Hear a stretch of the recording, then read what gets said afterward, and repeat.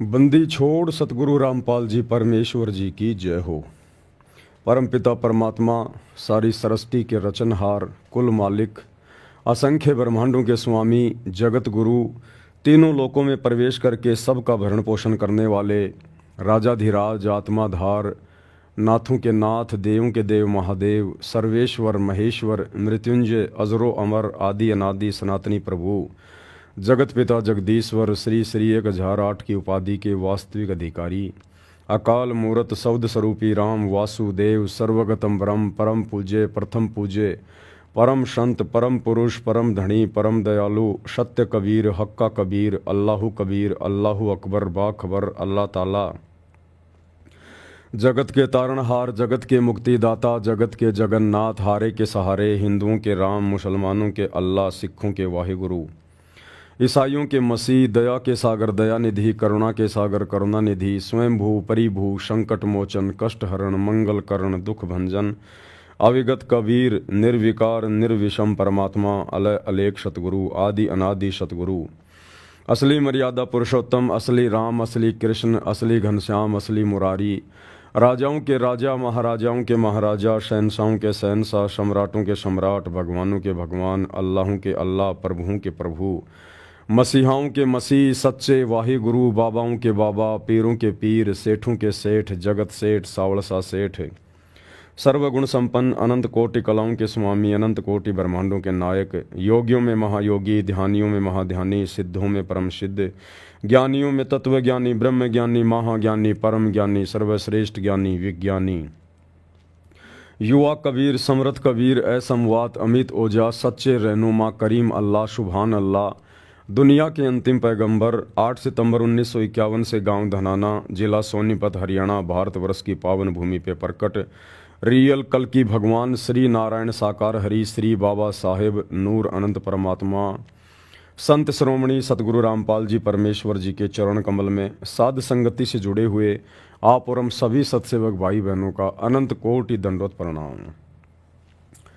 सत्साई भाई और बहनों, दया परमपिता परमेश्वर जी की, सारी सृष्टि के सर्जनहार, पालन करता, भरण पोषण करता, एकमात्र आदि अनादि परमेश्वर, अल्लाहु कबीर, अल्लाहु अकबर, सतगुरु रामपाल जी परमेश्वर जी, जिनके विशेष आशीर्वाद से, शुभ आशीर्वाद से आप और हम सभी सत्सेवक भाई बहन साथ संगति से जुड़कर अपनी आत्मा के कल्याण हेतु मोक्ष मार्ग को ध्यान में रखते हुए, प्रत्येक मर्यादाओं में रहते हुए, ज्ञान को आधार बनाते हुए निरंतर दृढ़ता के साथ आगे की ओर बढ़ रहे हैं। भाई और बहनों, ये कलयुग की बिचली पीढ़ी है। एक नया भक्ति इतिहास लिखा जा रहा है, रचा जा रहा है। परमेश्वर स्वयं धरती पे प्रकट हैं, सशरीर है, सतगुरु रूप में हैं। हम सब की वर्तमान में परीक्षा भी चल रही है और आने वाले समय में भाई और बहनों केवल ये भक्ति चलेगी, भक्ति से संबंधित बातें ही चलेंगी। आप जी देख रहे हैं धीरे धीरे कितना बदलाव ला रहे हैं परमात्मा सोशल मीडिया में। यूट्यूब ने तकरीबन करोड़ों की संख्या में चैनल डिलीट कर दिए हैं, जो फालतू के चैनल लोगों ने खोल खोल के छोड़ रखे हैं। करोड़ों की संख्या में यूट्यूब ने चैनलों को डिलीट कर दिया है और करने में लगा हुआ है। फेसबुक ने भी अभी तक जितने भी लोगों ने लाइव वीडियो चलाए हैं, उन सभी वीडियो को फेसबुक 1 महीने का टाइम देके उनको डिलीट कर रहा है। इसी प्रकार ये परमात्मा धीरे धीरे सारी की सारी जो गंदगी जो दुनिया ने सोशल मीडिया पर फैला रखी है काल प्रेरणा से, दुनिया भर के फालतू के वीडियो, फालतू के ड्रामेबाजी, ये सब धीरे धीरे डाटा डिलीट हो जाएगा और बहुत जल्द वो युग परिवर्तन का समय आ रहा है। उसके बाद इस दुनिया में केवल धार्मिक आत्माएं रह जाएंगी, परमात्मा चाहने वाली आत्मा रहेंगी। ना कोई फालतू की वीडियो बनाएगा, ना कोई डालेगा और ना कोई देखेगा। यदि कोई वीडियो डालेगा तो अपने गुरु के सत्संगों के डालेगा या फिर ज्ञान आधार से गुरु के सत्संगों के ऊपर वीडियो बनाए जाएंगे, जैसे वर्तमान में साथ संगति के वीडियो बन रहे हैं। तो इसी प्रकार के वीडियो लोग देखेंगे और ये माहौल पूरी पृथ्वी का इस प्रकार से चेंज होगा। तो वर्तमान में ये जितने भी यूट्यूब पर लोग, जितने भी राजनेता लोग, जितने भी लोग जो फालतू की वीडियो डाल रहे हैं अपनी रोजी रोटी के लिए, मान बढ़ाई के लिए, पब्लिसिटी के लिए, 2 पैसे कमाने के लिए, ये सारे वीडियो आने वाले समय में किसी के किसी काम के नहीं रहेंगे, किसी काम के नहीं है। जो दुनिया दिन रात वीडियो बनाने में लगी हुई है, डाल रही है, अश्लीलता भर रखी है पूरी, चाहे कोई कितने बड़े बड़े कोई बिजनेसमैन है, कोई कितना बड़ा उद्योगपति है, वीडियो बना बना के डाल रहे हैं, दुनिया को बिजनेस सिखा रहे हैं, पैसे कमाने की कला सिखा रहे हैं। राजनेता दिन रात राजनीति में सड़ रहे हैं। छोटे मोटे जो ये संगठन है, सामाजिक संगठन, धार्मिक संगठन, ये अपने अपने वजूद की लड़ाई लड़ रहे हैं फालतू की, पता नहीं बिना ज्ञान के। तो आने वाले समय में इनके किसी के भी वीडियो बिल्कुल काम नहीं आएंगे और दुनिया ना इनको देखेगी और धीरे धीरे यूट्यूब इनको पीछे डाल देगी, ये डिलीट हो जाएंगे। इस भक्ति इतिहास में आने वाले समय में 1000 साल तक जब तक ये विज्ञान चलेगी तब तक केवल सतगुरु रामपाल जी के सत्संग चलेंगे सोशल मीडिया पर, और पीछे पीछे साध संगति की वीडियो चलेंगे। आज ये बातें भले आपको मजाक लगें, लेकिन आने वाले समय में सोशल मीडिया पर केवल सतगुरु रामपाल जी के सत्संग और इस सतगुरु के छोटे से सेवक इस कुत्ते पवन दास के माध्यम से गुरु महिमा के जो वीडियो बनाए जा रहे हैं, या अन्य भगत भाई बहन जो वीडियो बना रहे हैं, या आने वाले समय में जो बनाएंगे, केवल वही वीडियो चलेंगे भक्ति से संबंधित, और केवल इसी भक्ति से संबंधित, अन्य किसी भक्ति से संबंधित वीडियो कोई नहीं देखेगा। कोई मुसलमान धर्म का मुल्ला मौलवी बना रहा है, अन्य कोई फॉलोवर बना रहा है, कोई हिंदू धर्म वाले बना रहे हैं, जैन धर्म वाले बना रहे हैं, सिख धर्म वाले बना रहे हैं, अन्य कोई राधा स्वामी पंथ वाले, फला फला। ये आने वाले 4 से 5 साल में सबका ये किला ढह जाएगा। ये जितने भी बड़े बड़े पंथ और संत बन के बैठे हैं ना, ये सब मिट्टी में मिल जाएंगे। गुरुदेव के वचन परम सत्य हैं, अटल है। गुरुदेव ने अपने वचनों में कह रखा कि बच्चों, आने वाले समय में ये दुनिया भर के जितने भी धर्म हैं, ये सब मिलकर केवल मानव धर्म में सम्मिलित हो जाएंगे। जो सतगुरु रामपाल जी भगवान का धर्म है, मानव धर्म, एक ही धर्म है, दुनिया का एक ही रहेगा, पहले भी यही था। और ये जितने भी संत और महंत हैं, चाहे कितने बड़े बड़े आज उनके आश्रम हैं, उनके डेरे हैं, करोड़ों की संख्या में उनके फॉलोवर हैं, देश विदेश में उनकी ब्रांचें हैं, आने वाले समय में, और ज़्यादा समय नहीं बचा, मुट्ठी भर भी समय नहीं है, 4 से 5 साल तक का समय है। 2028 के बाद ये जितने भी दुनिया भर के संत पंथ और डेरे हैं, जो आज राजनेताओं के उपग्रह बने हुए हैं, अपने आश्रम चला रहे हैं, दुनिया में अपनी पब्लिसिटी किए हुए हैं, गुरुदेव ने कह दिया कि या तो ये संत जो है अपने इस मानव धर्म में आ जाएंगे, यानी सतगुरु रामपाल जी के चरणों में आ जाएंगे, और वो फालतू की संतगिरी छोड़कर, अपने कर्म फोड़ना छोड़कर सतगुरु रामपाल जी से दीक्षा लेकर भक्ति करेंगे, या फिर आने वाले समय में जब ये दुनिया जागेगी, लोगों को भक्ति और भगवान का पता चलेगा, तो इन नकली संतों को, इनको देश छोड़ छोड़ के कहीं बाहर विदेशों में अपना डेरा डालना पड़ेगा। ये हिंदुस्तान में रह नहीं पाएंगे, ये जड़ से समाप्त हो जाएंगे ये आने वाले 4 से 5 साल में। और 4 से 5 साल में 2028 के बाद कोई भी राजनीतिक पार्टी नहीं बचेगी, कोई भी राजनीतिक पार्टी। ये बीजेपी, ये कांग्रेस, ये जितने भी पार्टियां हैं, आम आदमी पार्टी, सपा, जो भी हैं, हजारों की संख्या में पार्टियां होंगी, आपको एक भी पार्टी का नामो निशान नहीं मिलेगा। इसलिए जो भाई बहन राजनीति में अपना भाग्य आजमाने की सोच रहे हैं, अपने बाप दादाओं की जमीन बेच के 2 नंबर के काम करके जो राजनीति में पैसा लगाने की सोच रहे हैं, भैया कोई काम धंधा देख लो छोटा मोटा, आपका और अपने परिवार का पेट पालने के लिए। ये आपकी बड़ी बड़ी राजनीतियां, बीजेपी कांग्रेस का भी नामो निशान जड़ से समाप्त। 2028 के बाद केवल एक ही पार्टी चलेगी, सतसाई पार्टी, सतगुरु रामपाल जी की पार्टी चलेगी, और कोई राजनीतिक पार्टी नहीं चलेगी। तो भैया छोटा मोटा कोई धंधा देख लो अपना। और ये जितने भी वकील भाई बंधु हैं, ये जज वगैरह हैं, ये भी अपना कोई काम धंधा देख लो भैया। 2028 के बाद कोई मुकदमा तुम्हारे हाथ में नहीं आने वाला है, कोई जजों की जरूरत नहीं पड़ेगी, कोई क्राइम कोई करेगा ही नहीं, अपराध कोई करेगा ही नहीं, सब डरेंगे भगवान से। तो वकील भाई भी अपना छोटा मोटा काम धंधा देख लो भैया। अब ये झूठ बोल के, 2 के 4 करके, झूठे सबूत पेश करके जो तुम दुनिया को ठग रहे हो, लूट रहे हो ना, ये धंधा तुम्हारा अब जाने वाला है याद से। तो भैया अपना नेक नीति ईमानदारी से कमाने का कोई जुगाड़ देख लो। आने वाले समय में केवल सतगुरु रामपाल जी परमेश्वर जी का ज्ञान, इनकी भक्ति और नेक नीति ईमानदारी से आदमी खाएगा, पिएगा, अपनी भक्ति करेगा और मोक्ष प्राप्त करेगा। ये दुनिया भर के फालतू के काम धंधे सब बंद हो जाएंगे। ये बड़ी बड़ी फैक्ट्रियां जो दिन रात इनमें लेबर काम कर रही है, दुनिया की भौतिक वस्तुओं की, दुनिया की भौतिक वस्तुओं की इच्छा पूर्ति के लिए, सब बंद हो जाएंगी। केवल लिमिटेड कंपनियां रहेंगी, लिमिटेड यानी बहुत ही थोड़ी संख्या में। गांव गांव में लघु उद्योग शुरू हो जाएंगे, कुटीर उद्योग शुरू हो जाएंगे, छोटे छोटे काम धंधे वापस शुरू हो जाएंगे। जैसे पहले गांव में कुम्हार मटके बनाया करता था, इसी प्रकार से वापस वो मटकों का समय आएगा। लोहार काम किया करता था। इसी प्रकार से वही समय आएगा वापस, साग सब्जियां उगाना, छोटा मोटा अपना धंधा करना।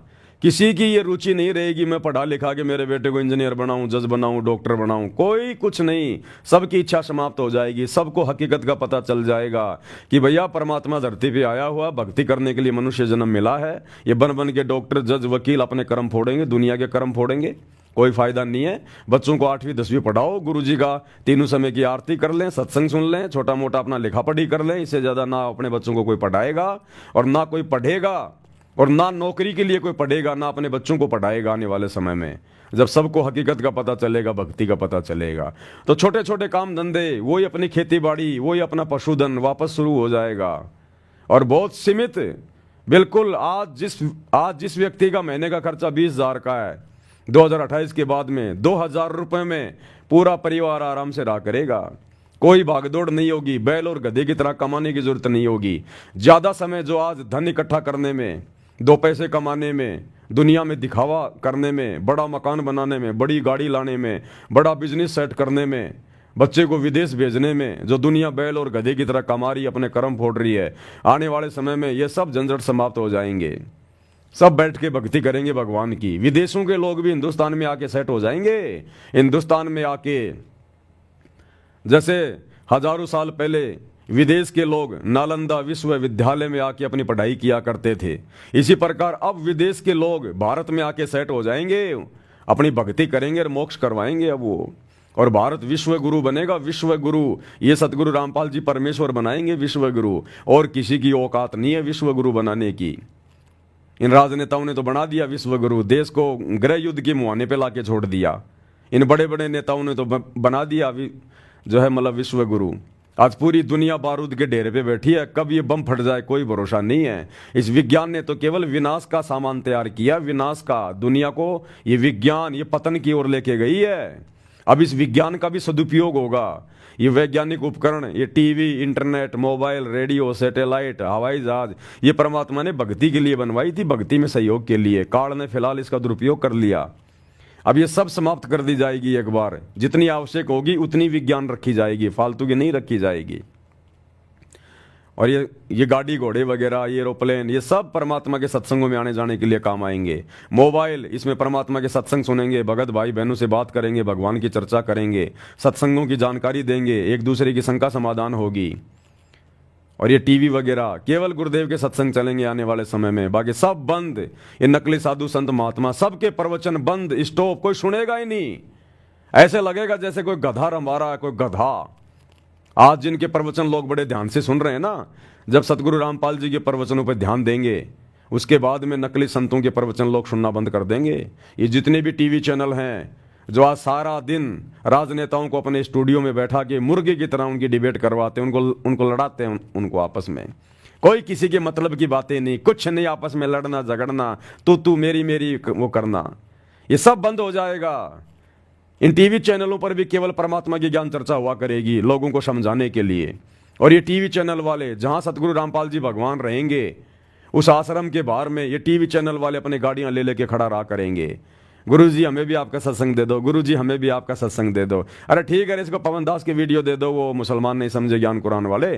चल बेटा चला इसको, 1 महीने चला इसको। हाँ तू, अरे तेरे को वो जीने गिरा के दे दो, इसको जीने गिरा के दे दो, चला। ये होगा आने वाले समय में इस प्रकार से। अभी दुनिया को कुछ नहीं पता, क्योंकि आध्यात्मिक जीवन में क्या परिवर्तन होगा ये राजनेता नहीं जानते, राजनेता नहीं बता सकते। आने वाले समय में इस दुनिया में क्या होगा ये राजनेता नहीं जानते, राजनेता नहीं बता सकते, नकली साधु संत नहीं बता सकते। ये केवल सच्चे परमात्मा को पता है, या सच्चे परमात्मा के जो सच्चे भगत होते हैं उनको ज्ञान आधार से परमात्मा प्रेरणा करता है, फिर वो भगत ये बातें बताते हैं। बाकी पूरी दुनिया तो काल की गोद में सो रही है, उनको पता ही नहीं एक सेकंड बाद में क्या हो जाएगा। तो ये नहीं बता सकते, इसीलिए तो काल सबकी आंखें बंद रखता है, इसीलिए तो काल ने सबकी आंखें बंद कर रखी है। कुछ नहीं होगा, ऐसे खाएंगे पिएंगे मौज करेंगे, दुनिया ऐसे चलती आई ऐसे चलती रहेगी। अब दाने दाने के लिए रोगे, दाने दाने के लिए। दाने दाने के लिए जो आज बकवाद कर रहे हैं, इस परमात्मा सतगुरु रामपाल जी भगवान के द्वारा मनुष्यों को सद्बुद्धि देके जो ये वैज्ञानिक चीज़ें बनवाई गई हैं, ये गाड़ी घोड़े, इंटरनेट, रेडियो, टीवी, मोबाइल, हवाई जहाज, जो लोग आज इनका दुरुपयोग कर रहे हैं फालतू में घूमने में, फिरने में, दुनिया भर की रैलियों में, राजनीति में, कल को इन लोगों को घरों में बैठना पड़ेगा, इनके गाड़ियों में जर लगेगी, डीजल के पैसे नहीं होंगे इनके पास में, दाने दाने के लिए रोएंगे ये लोग। वो समय आएगा, फिर ये भीख मांगेंगे सतगुरु रामपाल जी भगवान से, ये भगवान हमें बचा लो, ये भगवान हमें बचा लो। फिर ये गाड़ी घोड़े, फिर ये प्रॉपर्टी के कामों में कोई यूज नहीं लेगा। चलो जी आपको मैं मेरा प्लॉट दिखा के लाता हूँ, ये करता हूँ, हाँ जी वहाँ पर बहुत अच्छी सोसाइटी है, लोग ये कहेंगे चलो जी आज वहाँ सत्संग है, बहुत अच्छी ज्ञान चर्चा होगी, वहाँ चलेंगे आज। तो इन वैज्ञानिक उपकरणों का अब सदुपयोग होगा, ये परमात्मा सतगुरु रामपाल जी भगवान करवाएगा। तो भैया दुनिया वाले समझे ना समझे, दुनिया तो अपनी कमर तोड़वा के समझती है हमेशा, लेकिन जो भगत भाई बहन है वो दृढ़ हो जाएं और अपने गुरुदेव भगवान की भक्ति में दृढ़ हो जाएं और मर्यादाओं के लिए दृढ़ हो जाएं। ये आने वाले समय युग परिवर्तन का समय है, और जब जब युग परिवर्तन होता है, जब दो युगों की टक्कर होती है तो भयंकर महाविनाश होती है, भयंकर महाविनाश। और ये महाविनाश के मुहाने पे पूरी दुनिया खड़ी है। 2025 चल रही है, धीरे धीरे परिस्थितियां आपके सामने उत्पन्न हो रही है, किस प्रकार से भारत देश में गृह युद्ध की स्थिति बन रही है। और नास्ट्रेडमस ने भविष्यवाणी कर रखी है मेरे भाई, भारत देश के 16 से ज्यादा राज्यों में राष्ट्रपति शासन लागू हो जाएगा 2028 से पहले पहले। तो सोचो, भारत तो सबसे ज्यादा शांति प्रिय देश है, जब भारत की स्थिति ये होने वाली है तो बाकी देशों का क्या होगा, विदेशों का क्या होगा। भविष्य मालिका के अनुसार इस युग परिवर्तन के बाद में पूरे विश्व की पॉपुलेशन केवल 64 करोड़ रह जाएगी, 64 करोड़।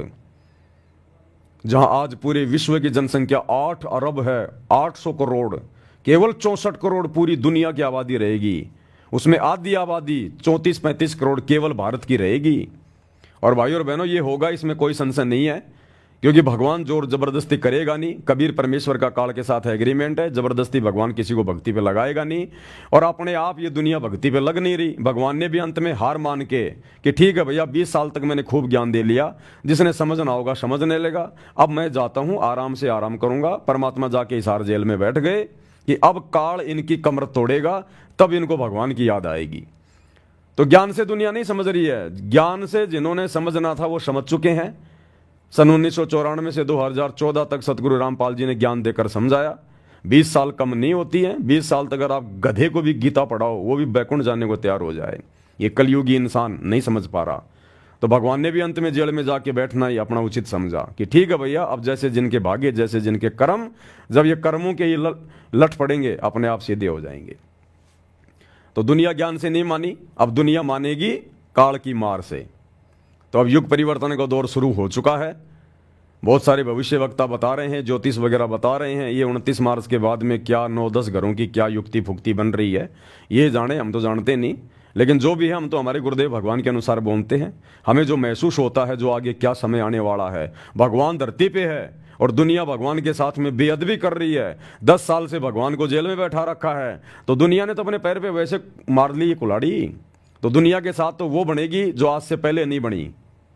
तब कहीं जाकर दुनिया सतगुरु रामपाल जी को परमात्मा के रूप में स्वीकार करेगी, उनके चरणों में नाक रगड़ेगी। ऐसे कोई भगवान मानने वाला नहीं है यहाँ पर। लातों के भूत कभी बातों से नहीं मानते। तो अब इस दुनिया को लात पड़ेगी काल की, शैतान की, तब मानेगी ये दुनिया।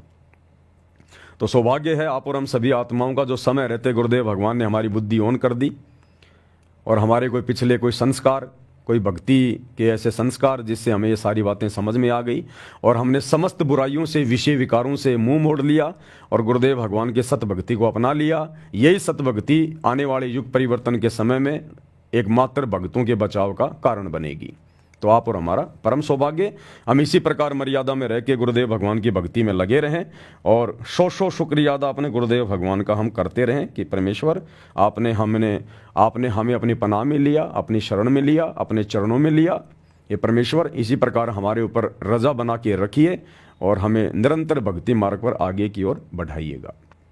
तो भाई और बहनों, विशेष संदेश जो विशेष आत्माओं के लिए हिसार जेल से गुरुदेव भगवान भेज रहे हैं, उन विशेष संदेशों के ऊपर चर्चा चल रही है।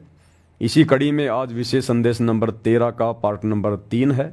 आज गुरुदेव भगवान में क्या कुछ बता रहे हैं, सतलोक के विषय में परमात्मा बता रहे हैं। मन तू चल रहे सुख के सागर, जहाँ शब्द सिंधु रत्नागर, यानी उस सतलोक में, अमरलोक में, सचखंड में कितना सुख है वहाँ पर, कितने ठाट बाट हैं, कितने विलास हैं वहाँ पर।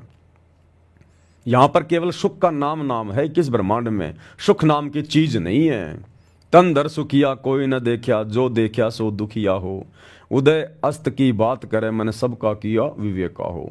और गुरुदेव ने कह दिया भैया ये ब्रह्मा विष्णु महेश भी दुखी है, यहाँ का राजा भी दुखी, महाराजा भी दुखी, फिर आम प्राणी यहाँ कैसे सुखी रह सकता है? सुख यहाँ है ही नहीं। आदमी आगे से आगे भटकता रहता है। आज कोई पैदल चल रहा है, दूसरा साइकिल पर चल रहा है, उसको देखकर सोचता है साइकिल आ जाए तो मेरा काम बहुत आसान हो जाए, मुझे काम पर मजदूरी में आने जाने में आसानी होगी। उसकी इच्छा बन जाती है कि साइकिल आ गई तो सुख हो जाएगा। जैसे तैसे करके वो साइकिल ले आया, फिर सोचता है यार मोटरसाइकिल हो जाए तो बहुत अच्छा हो जाए, साइकिल में थोड़ा टाइम भी लगता है, पसीने भी आते हैं, मेहनत भी करनी पड़ती है। जैसे तैसे मोटरसाइकिल भी आ गई, कुछ दिनों बाद सोचेगा फोर व्हीलर छोटी मोटी गाड़ी आ जाती तो वो अच्छा होता। मोटरसाइकिल में तो गर्मी सर्दी बरसात में कोई बचाव नहीं हो पाता, पुलिये के नीचे खड़ा होना पड़ता है जब बारिश आती है, तब गर्मी में गर्मी लगती है। इंसान की इच्छाओं का अंत नहीं है। फिर वो गाड़ी भी आ गई। अब गाड़ी आने के बाद में सोचेगा हो गाड़ी तो आ गई, बहुत अच्छा हुआ, अब छोटा मोटा कोई सरपंची को चुनाव लड़ूं नहीं तो फिर गाड़ी क्या काम की, घर पे खड़ी रहती है। वो सरपंची का चुनाव भी लड़ लेता है। सरपंच बनने के बाद जब बड़े बड़े नेताओं की तरफ देखता है, अरे यार एमएलए बनो ना तब बात बने, और जैसे तैसे एमएलए भी बन जाता है। एमएलए बनने के बाद सोचता है कि अब मैं मुख्यमंत्री बनूं तब बात बने, वो भाई मुख्यमंत्री भी बन जाता है। मुख्यमंत्री बनने के बाद सोचता प्रधानमंत्री बनूं मैं, तब जाकर पूरी चौधर पूरा ठाट बाट पूरे देश का ठेकेदार बनूं मैं। अब वो प्रधानमंत्री बनने की सोचते सोचते बेचारा मर जाता है। अब मरने के बाद फिर वो गधापति बनता है, गधापति। वो गधा बनेगा, फिर कुमार के नीचे आएगा, उसकी सारी मौज मस्ती वो कुमार उसके एक ही जीवन में समाप्त कर देगा। रोजाना 2.5 मन का बोरा रखेगा, कमर पे ईंटें रखेगा, जख्म होगा, ऊपर से मारेगा लठ, खाने को कुछ देगा नहीं। उस अफलातून की सारी अफलातूनी उस एक ही गधे के जीवन में निकाल देगा ये काल। तो परमात्मा कहते हैं एक हरि की भक्ति बिन राजा गधा होए, और माटी लदे कुमार की घास न डाला कोई। अब दुनिया इन बातों को जानती नहीं। दुनिया सोचती है पागल आदमी है, क्या बोल रहे हैं, कौन सी दुनिया से आए हुए हैं। क्योंकि दुनिया अध्यात्म से अपरिचित है। और आप और हमें परमात्मा ने, आप और हमारे को गुरुदेव भगवान ने, परमात्मा ने वो अध्यात्म की खीर छिक छिक के खिला दी परमात्मा ने। तो आप और हमें डकार आ रही है। अब तो भैया जो गुड़ खाएगा मीठे को वही तो अनुभव करेगा। तो ये दुनिया ने अभी अध्यात्म वाला गुड़ खाया नहीं है। ये दुनिया केवल तमाकू चाट रही है, तमाकू। अब तमाकू में कोई स्वाद भी नहीं होता और नशे में पड़ी हुई है। तो भैया अब परमात्मा धीरे धीरे धीरे धीरे इस दुनिया पे भी दया करेगा, अगर कोई दया करवाना चाहेगा तो। नहीं तो भैया कमर टूटेगी भयंकर तरीके से। आप युग परिवर्तन के दौर से गुजर रहे हैं, कोई सामान्य समय नहीं है ये। भगवान धरती पे आया हुआ है, परमात्मा धरती पे। भयंकर जनहानि होगी, तबाही मचेगी। कहीं सुनामी आ रही है, कहीं बाढ़ आ रहा है, कहीं भूकंप आ रहा है, कहीं अतिवृष्टि, कहीं अनावृष्टि, कहीं ओलावृष्टि, कहीं सूखा पड़ रहा, कहीं अकाल पड़ रहा, कहीं फलाना वायरस आ गया, कहीं महामारी आ गई, चलते चलते लोग मर रहे हैं। अभी देखना आने वाले समय में कहीं युद्ध हो गया, कहीं गृह युद्ध हो गया, कहीं मिलिट्री आ गई, कहीं क्या हो गया, कहीं गोले गिर रहे हैं, कहीं बम गिर रहे हैं। ये हर प्रकार से आपत्ति आएगी इस समय, क्योंकि ये कलयुग की बिचली पीढ़ी है। इंसान हर प्रकार से भक्तिहीन हो चुका है, बैटरी डिस्चार्ज हो चुकी है। और जब बैटरी डिस्चार्ज हो जाएगी उसके बाद केवल पाप कर्म बचते हैं, पाप कर्म। और पाप कर्मों के कारण हर प्रकार से आपत्तियां आएंगी। तो ये दुनिया तो पता नहीं आपत्तियों को सहन कर पाएगी नहीं कर पाएगी। और जिसने सहन कर लिया फिर दोबारा से भक्ति धन जोड़ने में बहुत टाइम लगेगा। आज आप और हम भगत भाई बहन, कोई 10 साल से जुड़ा है, कोई 8 साल से जुड़ा है, फिर भी धीरे धीरे हम लोग आपत्तियों से निकल रहे हैं। तो सोचो इस दुनिया को कितना टाइम लगेगा। अगर आपत्तियां किसी ने अगर झेल भी ली, अगर कोई बच भी गया और गुरु की शरण में आ गया, तो सोचो फिर भी उसको 8-10 साल लगेंगे कम से कम एक नॉर्मल स्थिति में आने में। और उस समय आप और हम भाई बहन इस प्रकार से होंगे जैसे आज आम व्यक्तियों के बीच में ये राजा महाराजा, मंत्री संतरी, मुख्यमंत्री, एमएलए, प्रधानमंत्री हैं। ऐसे दुनिया वालों के बीच में जो वर्तमान में भक्ति कर रहे हैं, सतगुरु रामपाल जी के भगत, इन भगतों की स्थिति आने वाले समय में इन दुनिया वालों के सामने ऐसी हो जाएगी। ये बड़े बड़े तुम्हारे बॉलीवुड के अभिनेता, ये क्रिकेटर, बड़े बड़े उद्योगपति, अगर ये बच गए तो वैसे इनके बचने की आसार नहीं है। ये जितने भी बड़े बड़े चेहरे जो आज दिखाई दे रहे हैं ना, जिन्होंने दुनिया की ऐसी तैसी कर दी, दुनिया को जिन्होंने बिगाड़ के रख दिया, अश्लीलता के रंग में रंग दिया जिन्होंने, इनके तो बहुत ज़्यादा माड़े भाग हैं। इनका बचना तो बहुत ज़्यादा मुश्किल है, क्योंकि बच भी गए तो भक्ति नहीं कर पाएंगे, इनके अंदर से वो मान बढ़ाई की बू नहीं निकलेगी। तो ये तो जाएंगे इस महाविनाश के जो है इसमें मतलब दौर में। तो आने वाले समय में फिर ये बाकी दुनिया क्या करेगी, अध्यात्म का किसी को पता नहीं। फिर ये आप और हमारे जैसे भगत भाई बहनों के सामने बैठेगी, भगत जी सत्साई, भगत जी शंका का समाधान कर दो, भगत जी ये छोटी सी समस्या आ गई, भगत जी क्या करें बताओ, मालिक के ज्ञान आधार से मर्यादा ना टूट जाए। जो आज अपने आप के अंदर बड़े बड़े राजा महाराजा बन के बैठे हैं ना, दुनिया के लोग जिनके दर्शन करने के लिए उनके घरों के आगे लाइन बना के जो खड़े रहते हैं, वो लोग कल को फोन किया करेंगे आप और हमें, भगत जी सत्साई, भगत जी थोड़ी सी मजबूरी आ गई, एक छोटी सी शंका समाधान कर दो। तो कहने का मतलब भाई और बहनों, ये दुनिया की चक्काचौंध को देख के हमने विचलित नहीं होना है। ये दुनिया काल की गोद में बैठी हुई है, और काल की गोद में चाहे कोई बैठा हो, कितना बड़ा हो, वो कुछ नहीं है, केवल उसका भोजन है। कुछ नहीं हो, अगले जन्म में गधा कुत्ता सुअर बन के घूमेगा वो, जो आज अफलातून बन के घूम रहा पूरी देश दुनिया में आज, जिसका नाम है, जो भक्ति नहीं कर रहा सतगुरु रामपाल जी की। और आप और हम जो भक्ति कर रहे हैं, आने वाला समय आप और हमारा होगा, क्योंकि सतगुरु का वचन कभी निष्फल नहीं जाएगा, नहीं जा सकता। ये आप और हमारे ऊपर निर्भर करता है कि हम सतगुरु के वचन को किस प्रकार से लेते। गुरु ने अपने सत्संग में कह दिया है कि बच्चों, इस भक्ति पे तुम लगे रहना, चाहे सुखी रहो चाहे दुखी रहो, चाहे छोटी मोटी कोई समस्या आड़ आड़ास अड़ी रहे, तुम विश्वास मत तोड़ना, इस भक्ति में सतगुरु के चरणों में पड़े रहना, लगे रहना। ये दरबार छोड़ के मत जाना तुम, चाहे भक्ति थोड़ी हो जाए, कैसे भी हो, तुम ये दरबार छोड़ के मत जाना। द्वार धनी के पड़ा रहे, धक्के धनी के खाए, सो काल जग जोरी पर द्वार छोड़ना जाए। तो परमात्मा संभालेगा, पकड़ेगा, उसकी नजर है, वो देख रहा है। और गुरुदेव का वचन है, बच्चों आने वाले समय में तुम्हारे मकान अलग होंगे, तुम्हारी कोठियां अलग होंगी। हालांकि यहाँ पर हमारी कोई इच्छा नहीं रहेगी बड़ा मकान बनाने की, बड़ी कोठी बने जो है वो बनने की, बड़ा कोई काम धंधा खोलने की, लेकिन ये होगा। अगर किसान ने खेत में बीज बोया है गेहूं का, और यदि उसकी बढ़िया से रखवाली करी है, तो भैया पशुओं का चारा तो होगा ही होगा, और पहले होगा, पहले अनाज से पहले होगा। तो हमें मोक्ष तो मिलेगा, उस मोक्ष से पहले हमें इस गंदे लोक के सुख भी परमात्मा देगा, क्योंकि उस समय हमें ज्ञान हो जाएगा। फिर हम माया का दुरुपयोग नहीं कर सकते, हमें उसकी हानि का पता चल जाएगा कि कहाँ ये हमें डुबोएगी और कहाँ हमें ये उबारेगी। उसके बाद परमात्मा समझदार बच्चे को फिर अपने खजाने की चाबी देगा। तो गुरुदेव ने कह रखा, बच्चों आने वाले समय में गांव में, नगर में, जहां भी तुम रह रहे हो, तुम्हारे मकान, तुम्हारी कोठियां अलग होंगी, और दुनिया चर्चा करेगी कि ये हैं सतगुरु रामपाल जी के भगत। अगर हम भी अगर समय रहते इनके गुरु जी की शरण में आ जाते, आज हमारे भी ऐसे ठाट बाट होते। ये सतगुरु का वचन है, डूम बाट के गीत नहीं है। साधु बोले सहज स्वभाव, साधु का बोला मिथ्या न जाए, और साध वचन पलटे नहीं चाहे पलट जाए ब्रह्मांड। लेकिन उस समय का इंतजार, और आप और हमने दृढ़ता, कहे कबीर सुनो भाई साधो मैं तो हूं विश्वास में। बस हमने विश्वास नहीं तोड़ना अपने गुरु जी से, चाहे कुछ भी हो जाए, कुछ भी हो जाए, चाहे हमारे साथ चाहे कितना ही बुरा होता दिखाई दे, वो बुरा नहीं हो रहा, उस बुराई में भी हमारी अच्छाई है, वो हमें नहीं दिखाई दे रही है वर्तमान में। बस हमारा गुरु अंतर्यामी है, हम अपने गुरु जी के अधीन हैं, हम उपचाराधीन हैं। जैसे डॉक्टर के अंडर में जब मरीज आ जाता है, तो मरीज को नहीं पता डॉक्टर क्या इंजेक्शन लगा रहा है, इसमें कौन सी दवा मिली हुई है, ये दवाई तुझे क्या फायदा देगी, मरीज को नहीं पता, और ना मरीज कुछ बोलता, क्योंकि मरीज को डॉक्टर पे विश्वास होता है। तो इसी प्रकार गुरुदेव भगवान का ट्रीटमेंट चल रहा आप और हमारे ऊपर। हम उनकी हॉस्पिटल में एडमिट हैं, इस भक्ति वाली हॉस्पिटल में। अब गुरु जी का ट्रीटमेंट चल रहा है, हमने केवल मर्यादा में रहना है, मरीज ने केवल जो परहेज होते हैं वो निभाने होते हैं, और टाइम पे जैसा डॉक्टर ने बता दिया वैसी गोली दवाई खानी होती है। तो हम भक्तों ने अपने गुरु जी के नियम निभाने हैं, और जैसी भक्ति साधना गुरुदेव ने बता दी मर्यादा में रह के हमने वो भक्ति करनी है। बाकी काम हमारे गुरु जी का है, इस आध्यात्मिक वैद्य का है। ये कौन सी दवा लगाएगा, कब सुख देगा, कब ये दुख देगा, कब ये हल्का सा कोई झटका देगा, ये इसकी अपनी मौज, इसके अपने कर्म।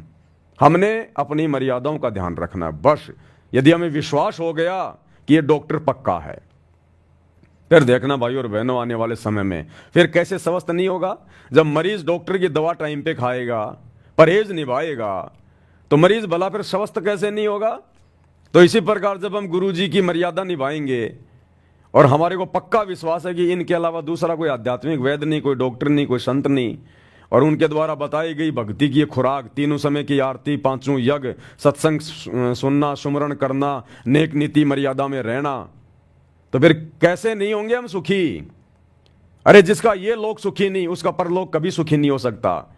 तो भगवान जिन भक्तों का मोक्ष करेगा, जिनको सचखंड में भेजेगा, उनको पृथ्वी का भी सुख देगा परमात्मा, यहां का सुख भी देगा मालिक। ये ना सोचना कि आज हम गरीब हैं, निर्धन हैं, हमारे पास ना जमीन है, ना मकान है, ना कोई काम धंधा है, बड़ी मुश्किल से हम गुरु जी के शरण में आके अपना गुजारा कर रहे हैं। ये ना सोचना, ये परमात्मा है, अनंत रास्ते हैं इसके पास में, अनंत रास्ते।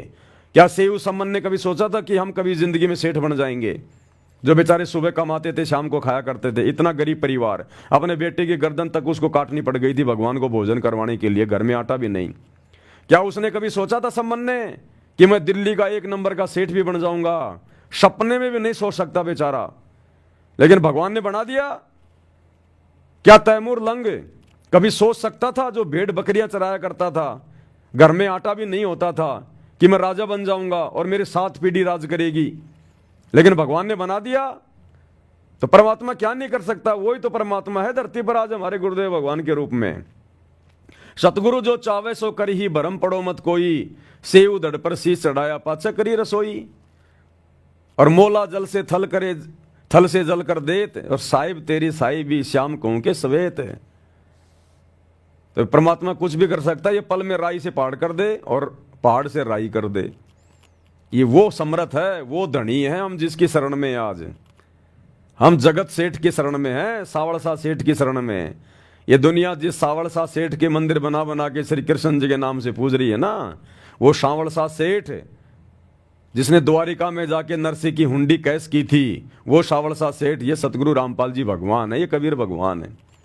तो दुनिया को अभी पहचान नहीं है, आप और हमें पहचान हो गई। तो फायदा कौन उठाएगा? जो पहले स्कूल में जाएगा। अरे जो बच्चा पहले पढ़ाई पढ़ के सर्टिफिकेट लेके नौकरी लगेगा, वही तो सुख भोगेगा। बाकी तो उस समय सुख भोगेंगे जब उसी प्रोसीजर को पार करके नौकरी लगेंगे। तो दुनिया तो बहुत लेट आएगी इनकी शरण में, और आप और हम इनकी शरण में हैं, आप और हम ये पढ़ाई पढ़ रहे हैं। तो सबसे पहले नौकरी कौन लगेगा? सबसे पहले सुखी कौन होगा? मोक्ष किसका होगा? आप और हमारा होगा। और दूसरी बात भाई और बहनों, देखो ये अध्यात्म है, हमने कुछ चीज़ों का बहुत विशेष तौर पर ध्यान रखना है। एक छोटी सी ऑडियो जो मैंने आज ग्रुपों में डाली हुई है, जूली बहन की जो आई थी, हम लोगों ने ज्ञान को प्रथम रूप से आधार बना के चलना पड़ेगा इस भक्ति मार्ग पर, तब हमारी बात बनेगी, नहीं तो नहीं बन पाएगी।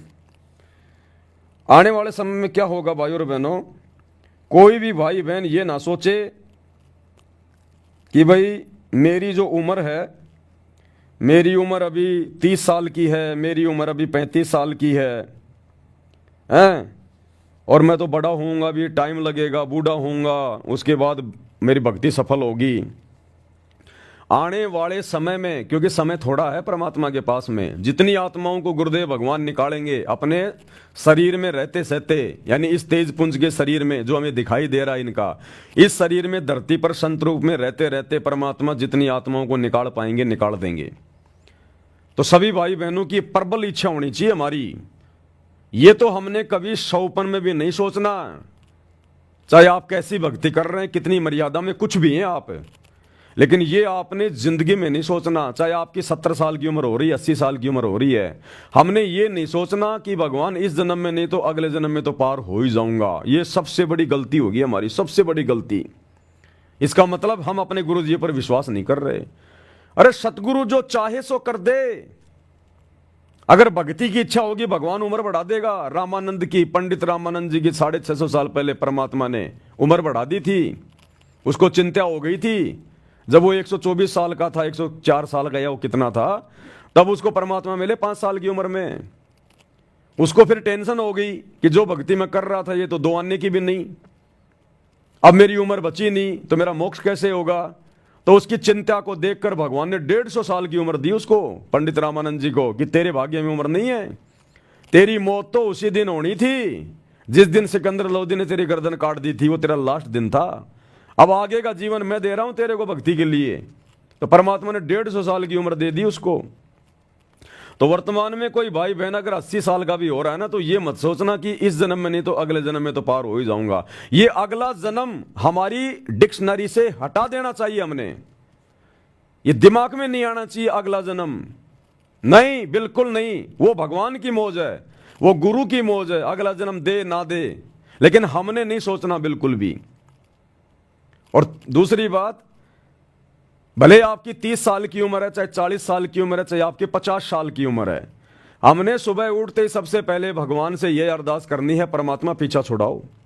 अगर आज भी आप सतलोक के लिए अगर मुझे लेकर जाना चाहोगे ना गुरुदेव, यदि आप आज और अभी इसी समय अगर आप मेरे सामने प्रकट होकर कहो बच्चों चलो बैठो विमान में, ए गुरुदेव मैं उसी समय आपके साथ चलने को तैयार हूं।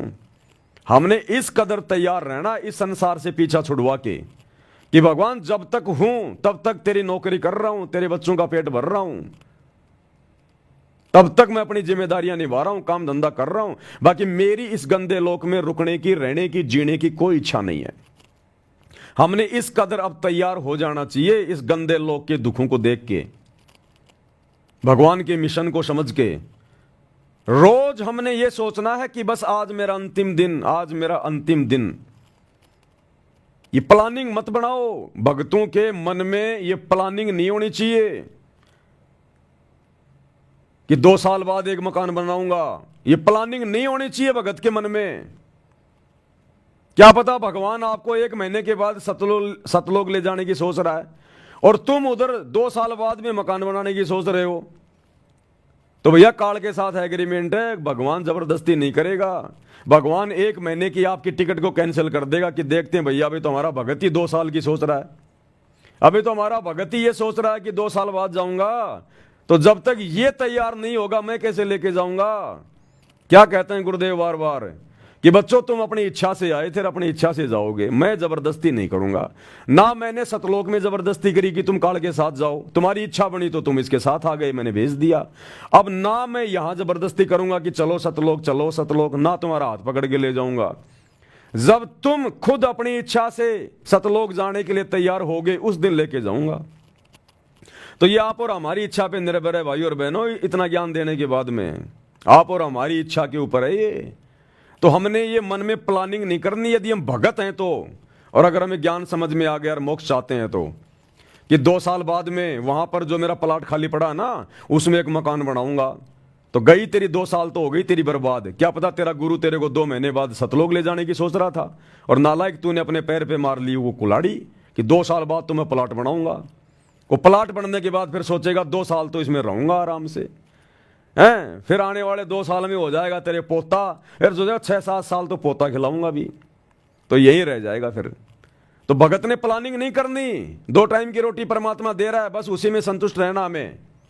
आपने प्लानिंग नहीं करनी कि मेरे खेत के पास में से रिंग रोड निकल गई, अरे हाईवे बन गया, जमीनों के भाव बढ़ गए, वहां मैं 2 साल बाद में एक ढाबा खोलूंगा, गाड़ियां रुकेंगी, लोग खाना खाएंगे, घर में पैसे आएंगे, गया काम से। प्लानिंग नहीं करनी, किसी चीज की प्लानिंग नहीं करनी हमने। अगर हमने प्लानिंग करनी है तो सतलोक जाने की करनी है कि कब गुरुजी आएंगे, कब गुरुजी आएंगे, मेरे अंदर क्या कमी रह गई जो परमात्मा अभी तक लेने नहीं आ रहे, क्या कमी रह गई मुझे।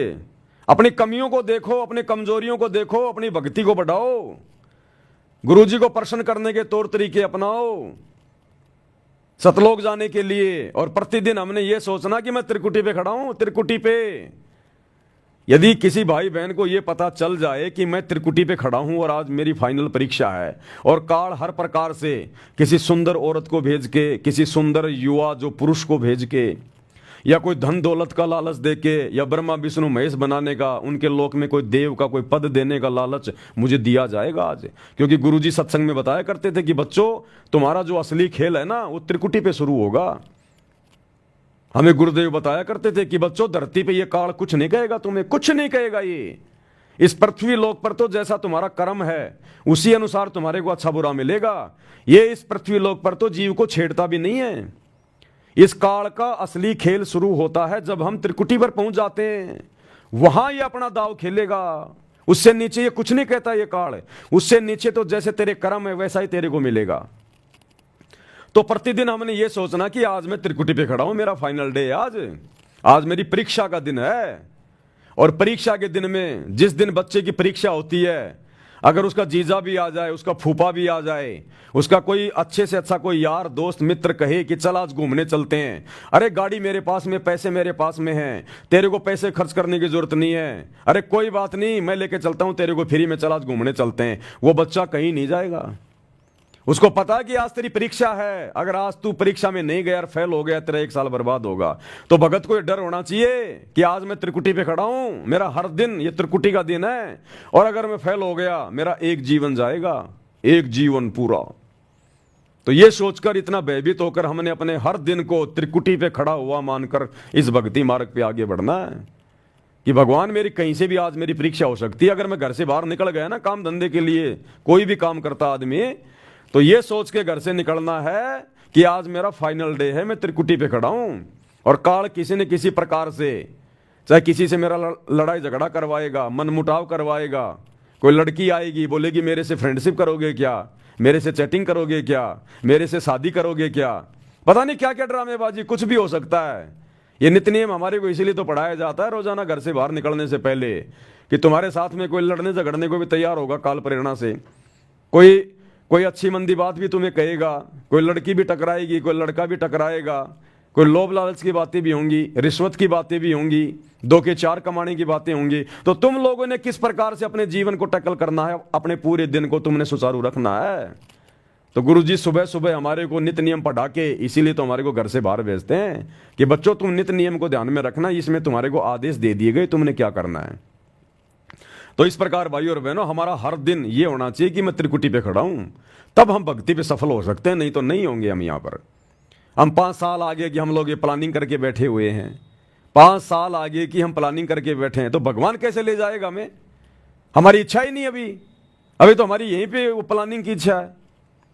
तो भगत ने कोई प्लानिंग कोई विचार ऐसा करना ही नहीं चाहिए हमारे को इस काललोक में। प्लानिंग भी करो तो भक्ति की करो कि भक्ति मेरी ज्यादा से ज्यादा कैसे बढ़े, मैं क्या करूं, मेरे गुरुजी कैसे मेरे से प्रसन्न हो।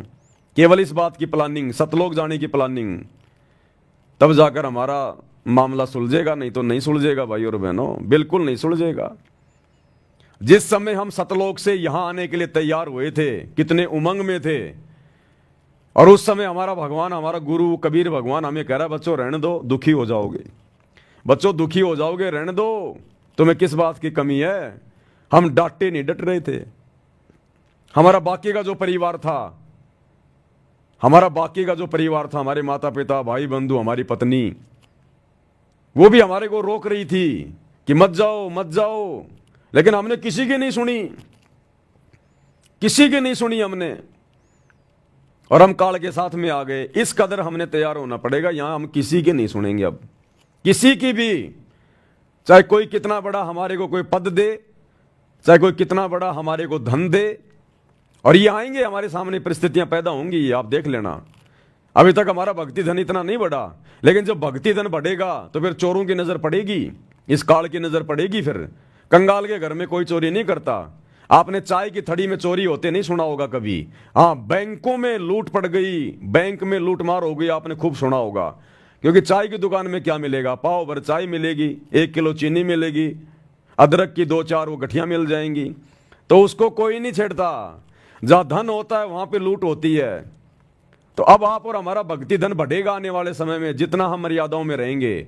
उसके बाद इस काल चोर की नजर पड़ेगी कि ये आत्मा सतलोक जाने के लिए तैयार हो रही है भाई, इसके पास भक्ति धन जमा हो रहा है। फिर आएंगे आपके सामने सारे ऑफर।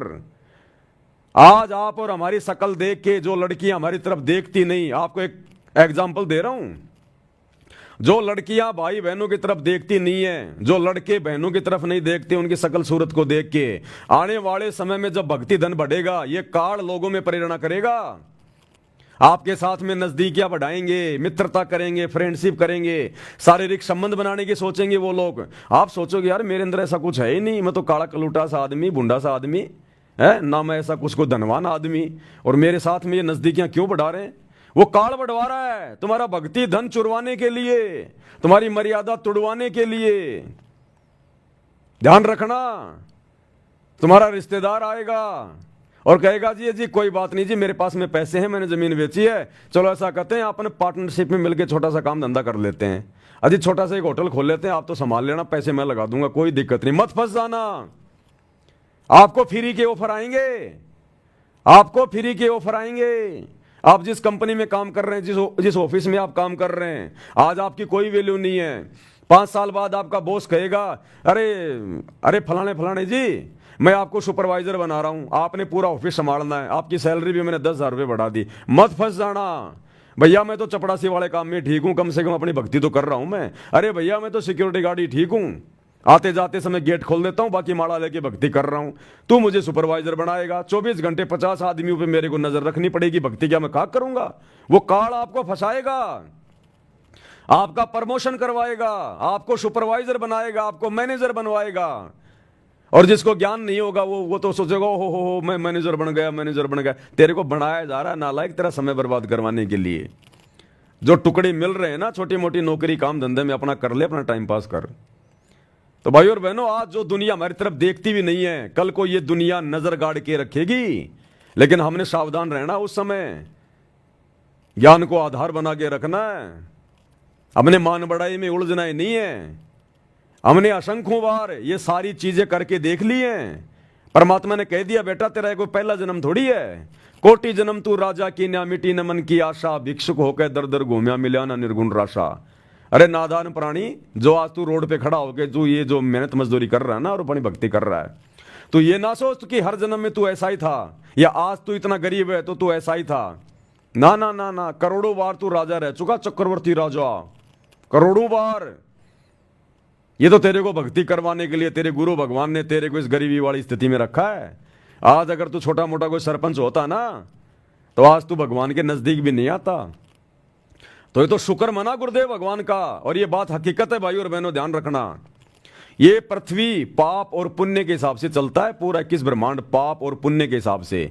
ये कोई राजनीति के हिसाब से नहीं चलता, ये किसी जैक और चेक के हिसाब से नहीं चलता। पाप और पुण्य पे टिका हुआ सारा सिस्टम, ये पाप और पुण्य के ऊपर।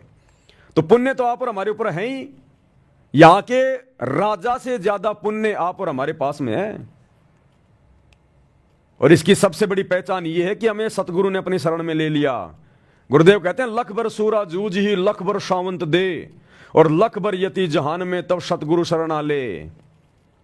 गोरख से ज्ञानी घने सुखदेव जति जहान, और सीता सी बहु बारिया संत दूर स्थान। तो गुरुदेव कहते हैं लख भर सूरा जूझ ही, जो आत्मा लाखों बार सूरवीर के जन्म प्राप्त करती है।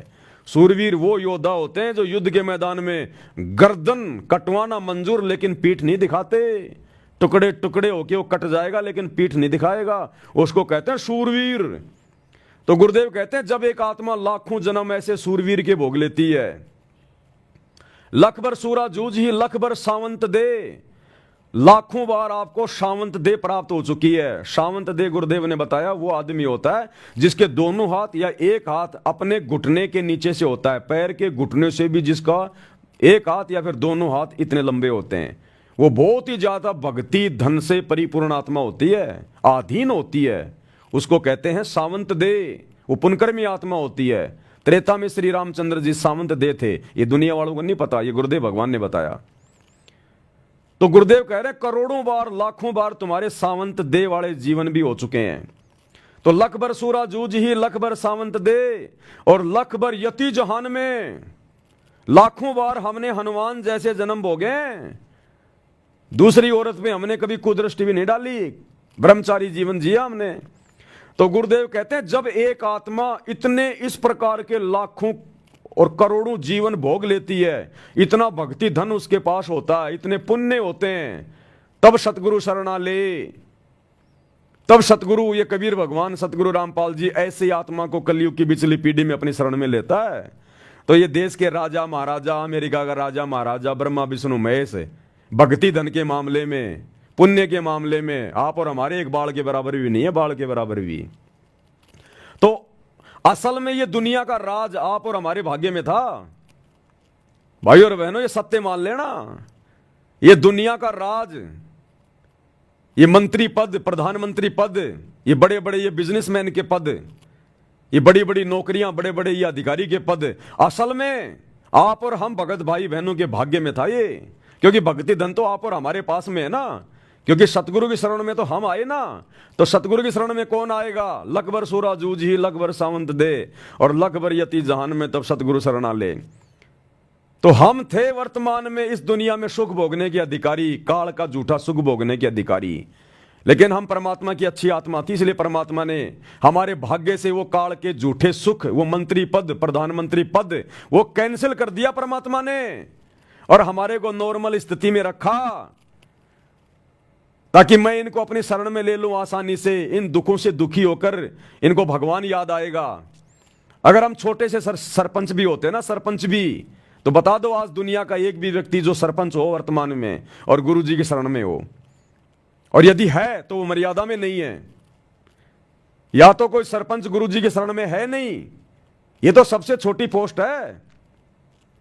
और अगर है कोई एक आधा, तो फिर वो गुरु जी की मर्यादा में नहीं है। वो फॉर्मेलिटी, किसी के कहने से नाम ले रखा है, काम बाकी सारे वही कर रहा हो।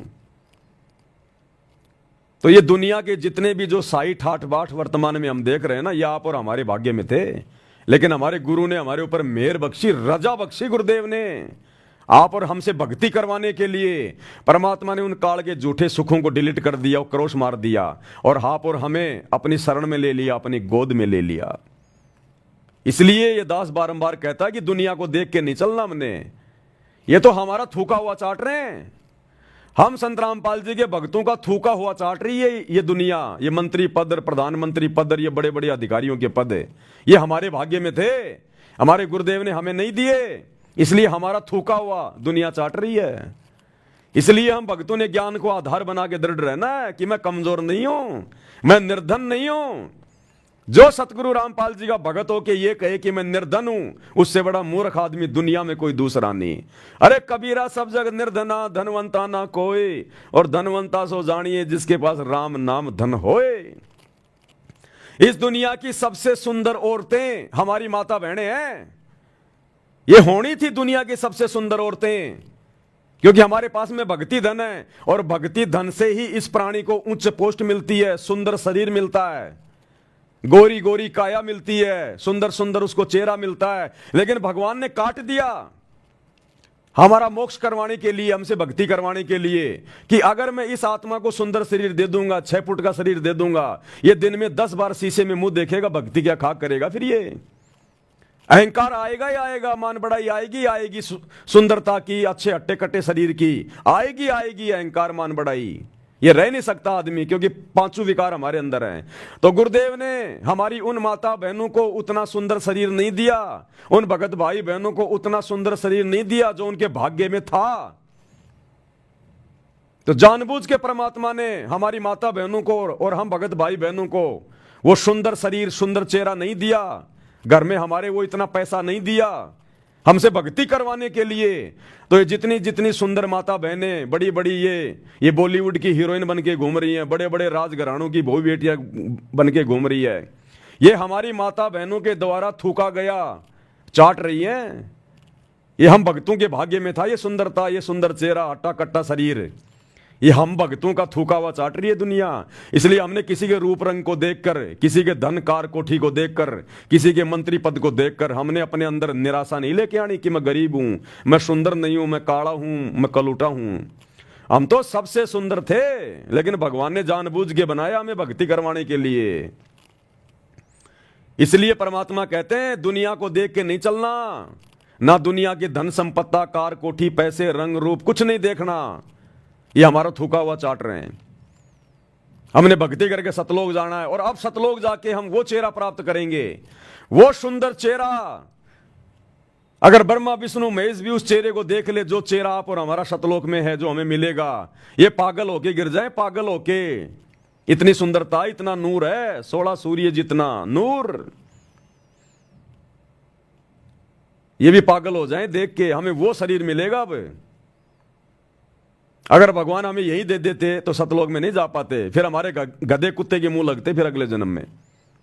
तो ये गुरु की हमारे ऊपर विशेष रहम, विशेष मेहरबानी, इसलिए हमने गुरुदेव के चरण धो धो के पीने चाहिए अपने सतगुरु रामपाल जी भगवान के कि परमात्मा रजा बख्शी, आपने मुझे दुनिया का सबसे धनी बना दिया। ये भक्ति धन, इसकी कदर होगी। इस भक्ति धन से आगे का जीवन निर्धारित होता है, आगे के जन्म निर्धारित होते हैं। इस भक्ति धन से हमें मोक्ष मिलेगा, सदा सदा का अमृतत्व प्राप्त होगा, सुंदर शरीर मिलेगा, सारे ठाठ बाट मिलेंगे। तो सबसे बड़ा धनी कौन? ये दुनिया का धन तो यही रह जाएगा। आज कोई अरबपति है, खरबपति है, अरे ये सोने चांदी के सिक्के, ये कागज के नोट तो यही रह जाएंगे, उसका शरीर भी 2 मुट्ठी राख बन जाएगा, और आप और हमारा भक्ति धन जाएगा साथ में। ये भक्ति धन जो आज हम जोड़ रहे हैं भक्ति करके, ये हमारे साथ जाएगा। और परमात्मा कह रहे हैं सह शरीर लेके जाऊंगा अपने भक्तों को, सह शरीर। जिनकी भक्ति अच्छी हो जाएगी परमात्मा उनको यहां मरने नहीं देगा, आग में नहीं जलने देगा, सह शरीर ले जाएगा। जैसे मीराबाई के चाचा ससुर भवन को, जो कि राणा का महामंत्री था, उस भवन को और उसके घोड़े को और उसके गुलाम को परमात्मा सह शरीर विष्णु लोक में ले गए। अरे सुखदेव ऋषि सह शरीर ऊपर चला जाता था। अरे हम उसके बच्चे हैं जो सह शरीर आता है, सह शरीर जाता है। तो जब हम उसके जैसे बन जाएंगे, कीट न जाने भृंग को सतगुरु कर ले आप समान, वो अपने जैसा ही तो हमारे को बनाने आया है। जब हम उसके जैसे बन जाएंगे भक्ति करके, जीव से पीव श्रेणी में आएंगे, परमात्मा सह शरीर भी लेके जाएगा। उनका वचन है, सत्संग में बोल रखा है कि बच्चों सतलोक जाओगे, सह शरीर जाओगे, तो सह शरीर भी लेके जाएगा परमात्मा अपनी आत्माओं को, आप देख लेना। तो हम फिर क्या देखें हम इस दुनिया को, क्या देखें हम इस दुनिया को? एक गाना था पहले, अब ध्यान में नहीं आ रहा, कि दुनिया के वो अपनी प्रेमिका से कहता कि देख के तेरे रंग को, रूप के नजारे को, अब बाकी नजारे में क्या देखूं।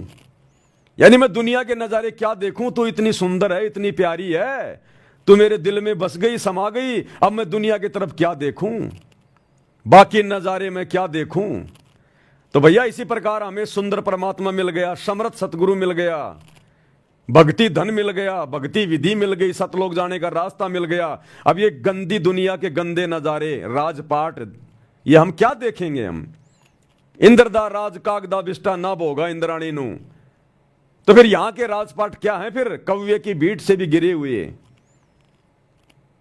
इसलिए हमने हर प्रकार से अपनी आस्था को हटा के, दुनियादारी से अपनी मोह ममता को हटा के, लोग खा रहे हैं, पी रहे हैं, मंत्री प्रधानमंत्री राजा बन रहे हैं, कार कोठियां खरीद रहे हैं, वो अपने भाग्य का खरीद रहे हैं। उन्होंने किसी जन्म में इसी सतगुरु की भक्ति की थी, लेकिन वो गधे रह गए, पार नहीं हो पाए। आज अपना भक्ति धन वो बर्बाद कर रहे हैं। तो ऐसे ऐसे जन्म आप और हम ना जाने कितने भोग चुके हैं, कितने जन्म हमने बर्बाद कर लिए। इसलिए भगवान ने आप और हमारे ऊपर ये दया बख्शी है। इतना ज्ञान इसलिए तो देता भगवान आके कलयुग की पिछली पीढ़ी में, हमारी आत्मा को ऊपर उठाने के लिए, जगाने के लिए, कि मत देखो दुनिया को। इसलिए तो गुरु जी कहते हैं यो गुरु ज्ञान विज्ञान वाणी, और जीवित ही जग में मरो, कि जीवित मर जाओ। मरा हुआ आदमी दुनिया देख के नहीं जीता। चाहे दुनिया कितनी ऐसो आराम कर रही है, कोई गाड़ी निकाल रहा है, कोई कुछ भी कह रहा है, कोई इज्जत कर रहा है, बेइज्जती कर रहा है, मरा हुआ आदमी कुछ नहीं करता, नो रिएक्शन। तो हमने कोई रिएक्शन नहीं देना इस दुनिया को। आपका पड़ोसी चाहे बहुत बड़ा कोई अधिकारी बन गया, उसका बेटा, आपने ये सोचकर अपने बेटे को डांटना नहीं है, फटकारना नहीं है कि नालायक देख वो तेरे साथ था, वो तेरा साथी, देख आज वो अधिकारी बन गया और तू यहीं पड़ा हुआ है। नहीं, तेरे बेटे को जो पद मिल गया, भक्ति पद मिल गया, उसके बराबर तो ब्रह्मा विष्णु महेश का पद नहीं है। तो हमने अपने मन में कोई हीन भावना नहीं लेके आनी, कोई निराशा पैदा नहीं करनी। हमसे बड़ा सेठ इस धरती पे कोई नहीं, और हमारे बाप से बड़ा जगत सेठ कोई धरती पे नहीं। फिर हम किस बात की चिंता करें? कौन है फिर हमारे आगे? तो विचार करना भाई और बहनों आप इन सब बातों का। ये ज्ञान आधार की भक्ति है। हमने दुनिया की तरफ नहीं देखना बिल्कुल भी। दुनिया जो भी कुछ कर रही है सतगुरु की शरण में आए बिना। ये तो गधा बनने की तैयारी कर रही है, गधा बनने की तैयारी, गधा बनने की तैयारी। आपको कोई आदमी ये कहे कि लो जी रसगुल्ले खाओ, और आपने हाथ में पकड़ लिया, हाँ रसगुल्ले हैं तो खाने की चीजें, और जैसे आप खाने लगे उठा के, वो बोलो रुको रुको रुको, एक शर्त है। क्या? एक रसगुल्ला खाने के बाद में 20 डंडे भी खाने पड़ेंगे, ये नियम है। एक रसगुल्ला खाने के बाद में 20 जो है डंडे खाने पड़ेंगे जोर जोर से। आप खाओगे वो रसगुल्ला? अरे कौन होगा गधा जो वो रसगुल्ला खाएगा कि एक रसगुल्ला खाने के बाद में 20 जो है मतलब डंडे खाने पड़ेंगे? वो बोलेगा भैया ले जा तेरे रसगुल्ले। तो इस काल के जो झूठे सुख है ना, ये राजपाट वगैरह, धन दौलत वगैरह, ये तो मीठे रसगुल्ले हैं झूठे। आज तो खा लो, आज तो खा लो ये काल के ये रसगुल्ले, और कल को शरीर छूटने के बाद फिर लठ भी तो पड़ेंगे फिर कुम्हार के। 84 लाख योनियों में डालेगा, बैल बना के ऊंट बना के खेत में जुतवाएगा, फिर ये पीछे से हाड़ी मारेगा लठ, नाक में डालेगा रस्सा। आज अगर नाक का बाल भी अगर उखड़ जाता तो कितना दर्द होता है। नाक में छेद करके रस्सा डालेगा और यूं खींचेगा, फिर इधर चल इधर चल इधर चल इधर चल। तो ये काल के झूठे सुख ये हैं भैया। तो भगत तो खाना चाहेगा नहीं, भगत तो वो ही खाएगा जितना गुरुजी खिलाएंगे।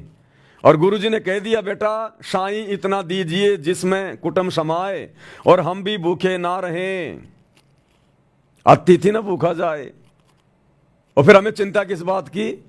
हम जगत सेठ के बच्चे भक्ति कर रहे हैं तो क्या भगवान खाना नहीं देगा? अरे जिस भगवान ने बिना हमसे पूछे, जिस सतगुरु रामपाल जी भगवान ने बिना हमसे पूछे, और हम तो जानते भी नहीं थे क्या मोक्ष है, क्या सतलोक है, क्या भक्ति है, क्या शास्त्र हैं, वेदों में क्या लिखा, कुछ जानते थे क्या? कुछ नहीं जानते थे। भगवान ने आके बताया, जनाया। तो जिस भगवान ने हमसे बिना पूछे हमारे को करने के लिए भजन दे दिया, भजन, तो क्या वो भगवान फिर हमारे को भोजन नहीं देगा? अरे जो भजन दे सकता है क्या भोजन नहीं देगा क्या? तो भगत ने भोजन की चिंता तो होनी नहीं चाहिए। जिसको भजन मिल गया फिर भोजन की चिंता नहीं होनी चाहिए। फिर तो भगवान कहते हैं चिंता तो एक ही होनी चाहिए, चिंता तो हरि नाम की और न चिंता दास। और जो कोई चिंता नाम बिना यानी भजन बिना सोए काल की फांस। अब्राहिम सुल्तान को जब वो जंगल में था ऊपर से थाड़ आता था, बना बनाया भोजन। ऋषभनाथ जब वो जंगल में चला गया राजपाट छोड़ के परमात्मा की प्रेरणा से भक्ति करने के लिए, ऊपर से थाड़ आता था सतलोक से। तो ये वही समर्थ परमात्मा, ये वही कबीर देव, ऋषभ देव के आइया कभी नामे करतार, ये वही कबीर देव सतगुरु रामपाल जी के रूप में हमें प्राप्त है, जो पूरी दुनिया को खिला रहा है, तीनों लोकों में प्रवेश करके सबका भरण पोषण कर रहा है। तो क्या हमें नहीं देगा क्या भगवान? कुछ भी दे देगा ये परमात्मा तो अपने बच्चों को। ये वो समर्थ है। परमात्मा कहते हैं सौपन में बैर लड़ाई कहे जय कोई कहिए राम, वाक्य पक्की पाउडी मेरे तन को चाम। गुरुजी कहते हैं अगर कोई मेरी भक्ति मर्यादा में रह के अगर मेरी भक्ति कर रहा है, कहता है मैं इतना प्रसन्न होता हूं मेरी उस प्यारी आत्मा के लिए, अपने शरीर की ये चाम उधेड़ के, खाल उतार के और मेरे भगत के पैरों की जूतियां बना दूं मैं। ये भगवान हमसे इतना प्रेम करता है तो क्या खाने के लिए भोजन नहीं देगा हमारे को? बस हम इनके कहे अनुसार चलते रहें, इनकी मर्यादा में लगे रहें। ड्रामेबाजी इसको पसंद नहीं है, बकवाद इसको पसंद नहीं है। ये जितना प्रसन्न होता है ना भगत की भक्ति से कि मैं अपने शरीर की चमड़ी उतार के अपने भगत के पैरों की जूतियां बना दूं, फिर मर्यादा तोड़ने वालों से नाराज भी उतना ही होता है। अगले जन्म में फिर उसको बकरा बना के, मुर्गा बना के, उस कसाई से फिर उसकी चमड़ी उधड़वा देता। फिर ये चमड़ी भी उधड़वा देता है। ये ना सोचना कि ये दयालु दयालु है। हिरणाकुश की छाती भी इसी ने फाड़ी थी। ब्राह्मण बाणा कर्म कसाई हिरणाकुश की छाती फड़वाई। इसी भगवान ने नरसिंह रूप धारण करके सतगुरु रामपाल जी ने। ये ना सोचना केवल ये दयालु दयालु है। ये दयालुता केवल उसी समय दिखाता जब ये धरती पर संत रूप में आता है, क्योंकि संत रूप में इनको फॉलोवर बनाने होते हैं, इनको ज्ञान देना होता है, इनको भगत बनाने होते हैं। इसलिए ये कभी चीटी को भी नहीं सताता, ना किसी को ये आदेश देता। तो संत रूप में केवल ये दयालुता दिखाता है। अन्यथा यही सतगुरु रामपाल जी भगवान, यही कबीर भगवान त्रेता युग में हिरणाकुश बन के नरसिंह रूप धारण करके, और हिरणाकुश की छाती भी इसने फाड़ी थी नाखूनों से। रावण की छाती में तीर भी इसी ने ठोका था, क्योंकि उस समय ये कोई संत रूप में नहीं था, उस समय इसने कोई भगत नहीं बनाने थे। आज इसने भगत बनाने, उदाहरण पेश करना कि साधु कैसे होते हैं, इसलिए आज इस चींटी को भी सताने का आदेश नहीं देता। तो भाई और बहनों, हमने समझना है, नहीं तो यही भगवान हमारी छाती फाड़ेगा फिर। गुरुदेव ने क्या बताया, ये रावण कौन था? अरे ब्रह्मा जी की भक्ति से हिरणाकुश कोई इतना बड़ा कोई वरदान ले लेगा क्या? नहीं, वो तो केवल एक बहाना। इसी कबीर भगवान की भक्ति उसने किसी युग में की थी, उस नालायक आदमी ने, हिरणाकुश ने, जिसके बदले उसको ये सब कुछ मिला। और उसी भगवान ने जिसकी भक्ति करके उसने इतना सब कुछ वो प्राप्त किया था, अहंकार में आ गया, और उसी भगवान ने फिर नरसिंह रूप धारण करके अपने भगत की छाती फाड़नी पड़ी। गुरुदेव ने क्या बताया, ये रावण कौन था? ये रावण भी किसी जन्म में इस कबीर भगवान की आत्मा थी, लेकिन रह गया। और अब देख लो, उसी भगवान ने आके छाती में तीर मारना पड़ रहा उसके। ये दयानंद सरस्वती कौन था? क्या बताया गुरुजी ने, ये भी कबीर भगवान की आत्मा थी, कोई जन्म में इसने जो है भक्ति की थी, और आज ये भगवान का दुश्मन बन के बैठ गया। आज भगवान ने अपने भगत की पोल पट्टी खोल के जो है की बतानी पड़ी। तो ये काल फिर आत्माओं को क्या करता है, क्या बताया गुरुदेव ने, इस कलयुग की बिचली पीढ़ी में जो जबरदस्त भक्ति जमा करने का समय है, सार नाम तक लेके जो पार नहीं हुआ, फिर वो काल के हत्थे चढ़ेगा। फिर काल उनमें से 12 आत्माओं को सेलेक्ट कर लेता है, जिनको क्या कहते हैं, अचिंत हंस। अचिंत हंस 12 आत्माएं छांट लेता वो, टॉप मोस्ट, जिनकी सार नाम की जबरदस्त कमाई होती है, लेकिन वो पार नहीं हो पाता।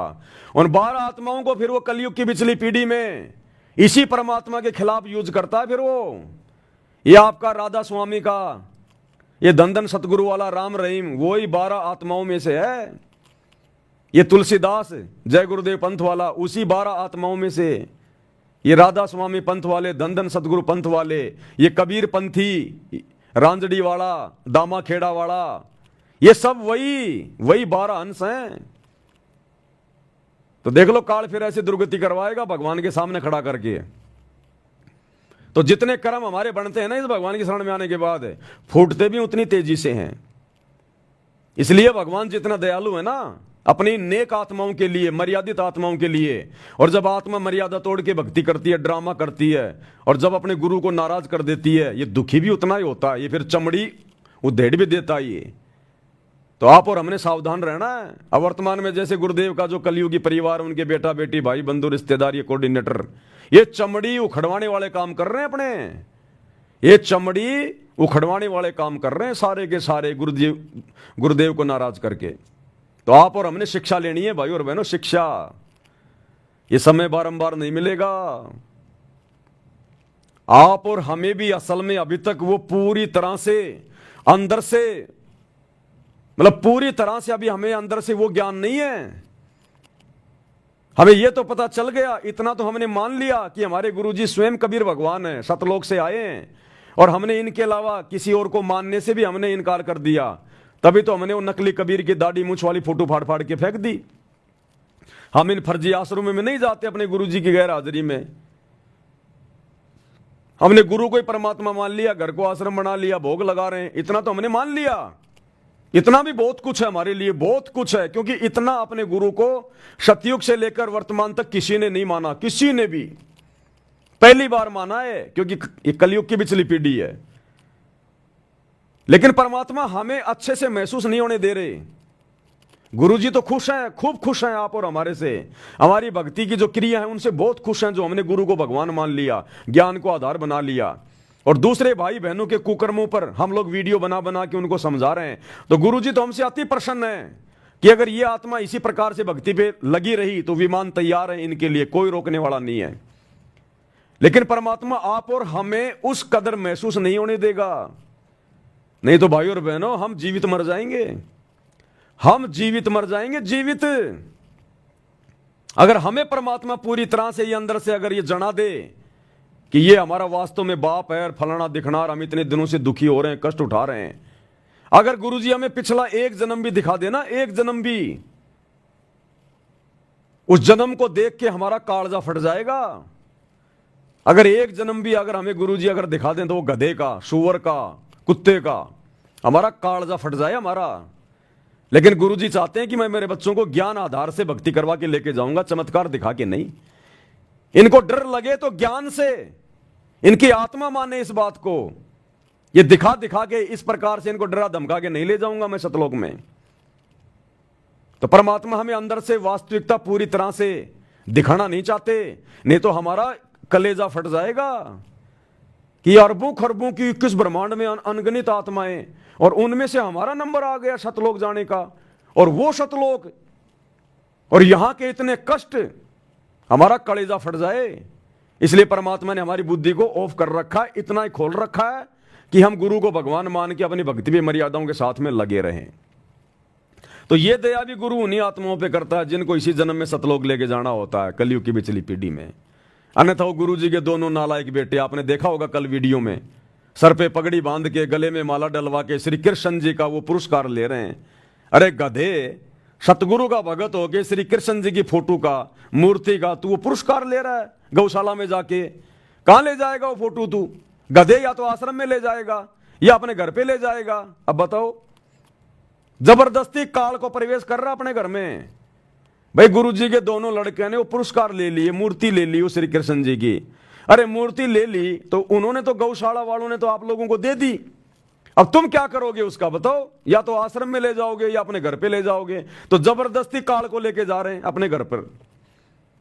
तो ऐसों की आने वाले समय में भाई और बहनों चमड़ी उधड़वाएगा ये परमात्मा, चमड़ी। तो हमने ऐसे कुकर्मी काल के जीवों से वो भगत बने दिखाई देते हैं। इसलिए तो गुरुदेव कहते हैं संगत माई कुसंगत उपजे जैसे बन में बांस है, और आप घिस घिस आग लगा लेकर बनखंड का भी नाश है। ये है वो बांस के पेड़, बांस के वो बंबू, ये गुरुदेव के ये परिवार वाले, उनके बेटा बेटी भाई बंधु रिश्तेदार, ये है वो बंबू काल के जीव। तो हमने इनके कुकर्मों से भी शिक्षा लेनी है और अपने गुरुदेव की सत्संगों वाली शिक्षा को आधार बना के हमने आगे बढ़ना है, गलतियां करने से बचना है। बहुत सारी बातें भाई और बहनों, बहुत। अब ये क्या होता है भाई और बहनों, अब मैं तो आपकी तरह 2 कोटि का जीव हूं। मेरे को नहीं पता होता जब मैं आप लोगों के सामने बैठता हूं लाइव में तो मैं क्या बोलूंगा। नहीं, मेरे दिमाग में थोड़ी थी ये बातें कि मैं जो 1 घंटे से भोग रहा हूं मैं ये बातें बोलूंगा। मैं तो विशेष संदेश नंबर 13 का पार्ट नंबर 3 लेके आया था कि जो परमात्मा बुलवाएंगे बोलेंगे। तो अब 1.5 घंटे से परमात्मा ने देखो किसी मैटर पे हमारे को आगे बढ़ा दिया। तो ये सतगुरु, फिर दास तो केवल यंत्र है, फिर सतगुरु के हाथ में रिमोट है। सतगुरु ने जो चैनल ऑन करना ना वो ही करेगा, दास की बस की बात नहीं है। फिर वहां पर 2 कोटि के जीव हैं अपन, पत्थर हैं पत्थर। पंखा चाहे 1 लाख रुपए का क्यों ना हो, चाहे सोने चांदी की उसकी पंखुड़ियां क्यों ना हो, पंखे की औकात नहीं है जब तक उसका मालिक उसका बटन दबाए और वो चल जाए। वो बटन दबाएगा तभी चलेगा, वो यंत्र है खाली। तो इसी प्रकार आप और हम सभी भाई बहन केवल यंत्र हैं सतगुरु के, और हमने अपना रिमोट अपने गुरुजी के हाथ में दे रखा है। जिसने मर्यादा तोड़ के काल के हाथ में दे रखा होगा तो काल चलाएगा, और जिसने मर्यादा में रह के अपने गुरुजी को दे रखा अपना रिमोट तो गुरुजी चलाएगा। तो ये परमात्मा के ऊपर निर्भर करता है, परमात्मा के ऊपर डिपेंड करता है सारा सब कुछ। तो कहने का मतलब भाई और बहनों, भले ही आपको दास बोलता हुआ दिखाई दे रहा है, लेकिन ये परमात्मा की तरफ से ये जो मतलब की वचन है। ये हमने ये नहीं सोचना कि ये भगत बोल रहा है। अरे नहीं, अच्छी शिक्षा, अच्छी बात हमें कोई भी दे दे, जगत वाला भी अगर हमें कोई अच्छी बात बताता तो हमने स्वीकार करनी चाहिए। कहते हैं ना कि ज्ञान अगर गधे से मिल जाए तो ले लेना चाहिए। ज्ञान अगर गधे से मिल जाए तो ले लेना चाहिए। मैं तो फिर भी आपका भगत भाई हूं, परमात्मा बुलवाएगा कुछ ठीक ही बुलवाएगा। तो हमने ये नहीं देखना और ना मन में ये सोचना कि ये भगत बहुत ज्ञानी है। ये भी हमारी फिर कमजोरी आ जाएगी। हमने हर कमजोरियों को निकालना है। हमारी आस्था, हमारा समर्पण, हमारा विश्वास केवल अपने गुरुजी के प्रति। गुरुजी चाहे अपने 1000 रूप बना के बराबर में खड़े हो जाएं, नहीं, रिजेक्ट। केवल हमारा गुरु जो वर्तमान में है वही हमारे लिए सब कुछ। हमारा सतगुरु चाहे जो कर सकता है। जब उसने 650 साल पहले बनारस के तोताद्री शहर में भैंसे राम से वेद मंत्र बुलवा दिए झोटे से, तो क्या झोटे को आज कोई पूजता है क्या? क्या कोई अपने घरों पर अपने दरबार में उस भैंसे राम की मूर्ति के आगे दीपक जलाता है क्या? कि इस भैंसे राम ने 650 साल पहले वेदों के मंत्र बोले थे, हिंदी का अनुवाद भी किया था। सबको पता कि वो तो जानवर था, सतगुरु ने आशीर्वाद दिया और बोलने लग गया। तो इसी प्रकार ये पवन भी तो गधा ही है, जानवर ही है। अरे हम भी तो जानवर ही हैं, और क्या है। सतगुरु आशीर्वाद दे रहा है, सतगुरु बुलवा रहा, मैं बोल रहा हूं। इसलिए मेरे प्रति जरा सी भी, क्योंकि मुझे भी बहुत ज्यादा डर लगता है भाई और बहनों, ध्यान रखना इन बातों का। मैं भी पूरी कोशिश करता हूं कि मेरे कारण किसी आत्मा का कोई बिगाड़ा ना हो जाए। देखो ये बातें बताना तो मेरी मजबूरी है भाई, मेरे गुरु की गैर हाजिरी में उनके ज्ञान का प्रचार करना ये मेरा परम धर्म है, सबने करना चाहिए। ये एक नेक शिष्य का क्या धर्म है, नेक नीति से रहे, खाए पिए, अपनी भक्ति करे और अपने गुरु का ज्ञान का प्रचार करे। तो ये तो मेरा परमो धर्म है वर्तमान में, मेरे गुरु जी की गैर हाजिरी में अपने भगत भाई बहनों को मतलब सच्ची राह दिखाना। लेकिन साथ में मुझे ये डर भी रहता है, मैं इतनी सावधानी भी रखता हूं कि मेरे ऊपर किसी गधे की कोई आस्था ना हो जाए, कहीं अपने ज्ञान की कमजोरी के कारण मेरे ऊपर थोड़ी बहुत कोई आस्था ना बना ले, कहीं उसका भक्ति धन ना हो जाए बर्बाद। इसलिए दास आपको हर प्रकार से बीच बीच में टोकता रहता है, बोलता रहता है। ये मान बढ़ाई की भूख का मार्ग नहीं है। इस सच्चे मार्ग में, इस सच्चे परमात्मा के सच्चे मार्ग में आकर अगर कोई इज्जत चाहेगा, अगले जन्म में गधा बनेगा, कुम्हार से पिटेगा। इसलिए दास बारंबार हाथ जोड़ के विनती करता है, भैया मैं तो भगत हूं और भगत ही रहूंगा। मन में भी नहीं आएगी कभी मेरे कि मैं कोई बन जाऊं थोड़ा मोड़ा कोई। ये तो भगत भाई बहन ही अपने विचार लगा लेते हैं कि आने वाले समय में भाई गुरुजी जो है इस पवन दास को अपना उत्तराधिकारी बनाएंगे, फलाना करेंगे, दिखना करेंगे। इस दास के तो शौपन में भी नहीं है ये बातें। वो मेरे सतगुरु की मौज, वो क्या करेगा क्या नहीं करेगा। लेकिन दास नहीं सोचता ये बातें, मुझे तो पीछा छुटवाना यहां से पीछा। अरे आज आप भगत भाई बहनों को समझाने के चक्कर में, अपने ही भगत भाई बहनों के चंगुल से बाहर निकालने के लिए जो इन आश्रमों में जाते हैं, काल के दूत बने हुए हैं, इस दास को कितना क्या कुछ करना पड़ रहा है सतगुरु रामपाल जी भगवान के आशीर्वाद से। भक्ति भी ढंग से नहीं हो पा रही, 2-2 बार लाइव आना, वीडियो बनाना, इनको एडिट करना, आप तक भेजना, भाई बहनों से बात करना। तो सोचो कल को अगर गुरुजी ने मुझे छोटा मोटा कोई मंत्री संतरी बना दिया तो भक्ति क्या खाक करूंगा मैं। अरे तुम मुट्ठी भर भगत नहीं संभलने में आ रहे, वो पूरी दुनिया कहां से संभलने में आएगी। तो भगत ने तो सोचना भी नहीं चाहिए ये बात है कि गुरुजी मेरे को अधिकारी बना दें, मेरे को वहां का मुख्यमंत्री बना दें, वहां का राजा बना दें। शौपन में भी नहीं, उल्टा अगर गुरुजी आपको अगर बनाना चाहें तो आंखों में आंसू आ जाने चाहिए कि गुरुजी ये क्या कर दिया आपने। ये मालिक हे दीनदयाल, आप अंतर्यामी हैं, आप मेरी अंदर की भावनाओं से भली बाती जानी जान है आप। ये परमात्मा, मैंने तो ये गोबर कभी खाने की सोची भी नहीं थी। मालिक अगर आपका आदेश है तो आपका कुत्ता गोबर क्या, परमात्मा जमल की मिट्टी भी खाएगा। लेकिन परमात्मा मेरी कोई अंदर से कोई इच्छा नहीं है, भगवान मेरी भक्ति पूरी करवाओ। तो भगत के तो ये भाव होने चाहिए। उत्तराधिकारी गया बाढ़ में, ये परमात्मा अपने आप देखेगा अपने मार्ग को। ये 650 साल पहले भगवान आया था, आज 600 साल से इसका मार्ग यूं का यूं चल रहा है। कबीर पंथ कोई उत्तराधिकारी बना के गया था क्या? 5वें पंथ में आके काल ने उसको भी भ्रमित कर दिया था, चूड़ामणि को भी। तो भगवान का पंथ उसकी वचन शक्ति से चलता है, उसकी पावर से चलता है। ये सूरज चांद सितारे, ये दुनिया भर के ये उपग्रह जो अपनी अपनी दूरी में घूम रहे हैं, भगवान ने कोई डंडा दे के उनके पीछे कोई आदमी खड़ा कर रखा है क्या? उसकी वचन शक्ति से हो रहा सारा काम। एक वचन से उसने पूरी ब्रह्मांडों को बना दिया और एक वचन से सब कुछ चल रहा है। तो भगवान को जरूरत नहीं है कोई ठेकेदार बनाने की, और ना हमने ठेकेदार बनना, ना हमने सोचना आत्म कल्याण करवाना। ध्यान रखना, यही तो लोभ लालच मिलेंगे आपको। दुनिया देगी, दुनिया नहीं देगी तो सतगुरु देगा लोभ लालच आपको, सतगुरु देगा लोभ लालच आपको। तो चाहे सतगुरु दे चाहे दुनिया दे, हमने तो हाथ जोड़ लेने कि मुक्ति चाहिए, मोक्ष चाहिए। इसलिए तो परमात्मा कहते हैं सतगुरु के दरबार में और ग्राहक कोटि अनंत, यानी बहुत सारी आत्माएं आती हैं, नाम दीक्षा लेती हैं। ग्राहक यानी भगत। सतगुरु के दरबार में, साहिब के दरबार में ग्राहक कोटि अनंत, और 4 चीज वो चाहते, रिद्धि सिद्धि मान और महंत। धन दौलत, रिद्धि सिद्धि यानी प्रसिद्धि, बड़ा पद, रिद्धि सिद्धि, मान यानी मान बढ़ाई और मेहनत यानी मेहनताई, संताई। तो 99% लोग ये चार चीजें मांगने के लिए आते हैं, भक्ति करते हैं कि सतगुरु के दरबार में ग्राहक कोटि अनंत, पर चार चीज वो चाहते हैं, रिद्धि सिद्धि मान मेहनत। ये हमारे कोऑर्डिनेटर भाई बहन, ये गुरु जी का परिवार है, यही सोच के तो भक्ति कर रहा था। और परमात्मा तो दाता है, जो मांगोगे वही देगा। आज देख लो, आज गुरु जी ने अपने परिवार को मान बढ़ाई दे दी, सर पे बांध के पगड़ी, गले में माला, हाथ में श्री कृष्ण जी की मूर्ति। अब देख लो, इनको जो चाहिए था वो दे दिया भगवान ने। ये तो दाता है। ये भक्ति जो मन में धारणा रख के आप करोगे, भगवान वही देगा आपको, लेकिन गधा भी बना देगा फिर अगले जन्म में। और आप और हमारे को भक्ति चाहिए थी, आप और हमारे को भगवान ने साथ संगति से जोड़ दिया। तो कहते हैं सतगुरु के दरबार में ग्राहक कोटि अनंत, चार चीज ये चाहते, रिद्धि सिद्धि मान मेहनत है। और फिर भगवान कहते हैं सतगुरु के दरबार में ऐसा कोई एक का मतलब कोई कोई होंगे, बहुत कम। सतगुरु के दरबार में ऐसा कोई एक, इन चारों को ठोकर मार के जो चाहे पुरुष अलेख, जो केवल परमात्मा को ही चाहेगा, अपनी मुक्ति चाहेगा और कुछ नहीं चाहेगा। तो हमने तो दूसरी वाणी की कैटेगरी में आना है, भगत भाई बहनों ने, सत्सेवकों ने।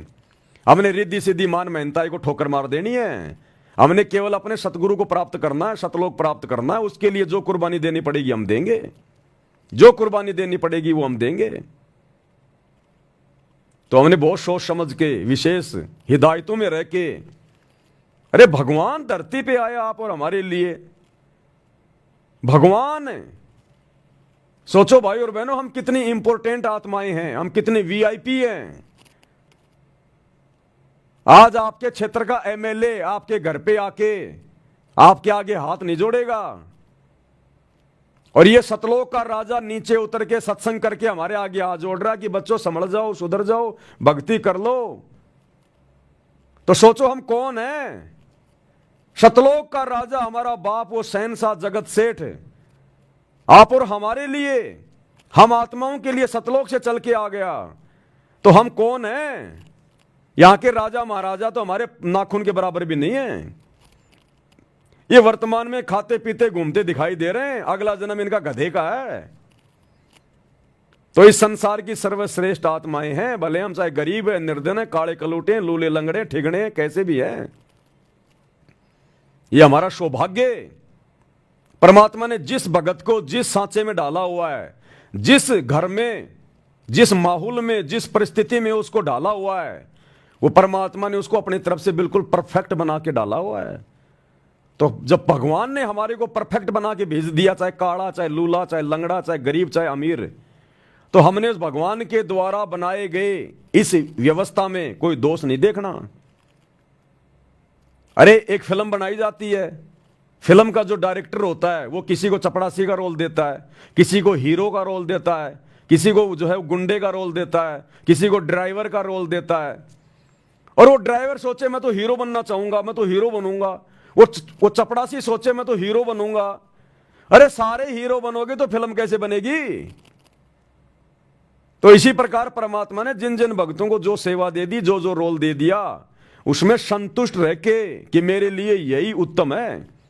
देखो जाना हमने सतलोक में, वो हीरो भी सतलोक में जाएगा, वो चपड़ासी भी सतलोक में जाएगा, वो गरीब भगत भी सतलोक में जाएगा, वो काला कलूटा भी भक्ति करके सतलोक ही जाएगा। अरे तो और सतलोक में जाके सबने एक जैसा सारी व्यवस्था, सबको एक जैसी सुविधा। तो बताओ फिर हमारे मन में कोई दोष आना नहीं चाहिए कि मैं गरीब हूं, मैं अमीर हूं, मैं लूला हूं, मैं लंगड़ा हूं, मैं काना हूं, मैं गरीब हूं, मैं निर्धन हूं। जब सबने सतलोक जाना, एक जैसा शरीर प्राप्त करना, वहां जाके एक जैसी वहां पर सुंदरता, वहां कोई मन में दोष आता ही नहीं, ना वहां कोई निर्धन है। तो जब एक जैसी चीजें हमें जाने के बाद में मिलेंगी, सतलोक मिलेगा, मोक्ष मिलेगा, फिर यहां हम क्यों अपने मन को जो है मतलब कि उसमें लेके आए कि मैं ऐसा क्यों, मैं ऐसा क्यों। हमें तो खुश होना चाहिए कि अच्छा किया भगवान ने मुझे गरीब बना दिया, अच्छा हुआ भगवान ने मुझे लूला लंगड़ा बना दिया, नहीं तो पता नहीं मैं क्या बकवाद कर बैठता। अच्छा हुआ भगवान ने मुझे काला कलूटा बना दिया, नहीं तो मैं कितने लड़कियों के मैं जो अमल की कर्म बिगाड़ता। मुझे देख देख के लोग पता नहीं अपने मन में क्या क्या अमल के दोष पैदा करते, कितनी सुंदर है, वाह गजब। कितने लोग मेरी सुंदरता को देख के अपने वो कर्म फोड़ते। ये तो अच्छा हुआ भगवान ने मुझे काला कलूटा बना दिया, अच्छा हुआ भगवान ने मेरे को गरीब बना दिया। नहीं तो ये माया पता नहीं मेरे कहां कहां ये मेरे वो कर्म फोड़ती। तो ये तो भगत ने खुश होना चाहिए कि मेरे परमात्मा ने भक्ति करवाने के मेरे को जानबूझ के इस व्यवस्था में रखा है। तो ये सतगुरु की व्यवस्था है। सतगुरु की शरण में आने के बाद भगत के साथ में जो भी होगा वो सतगुरु करेगा। ये सतगुरु तो एक सेकंड में मिट्टी को सोना बना दे।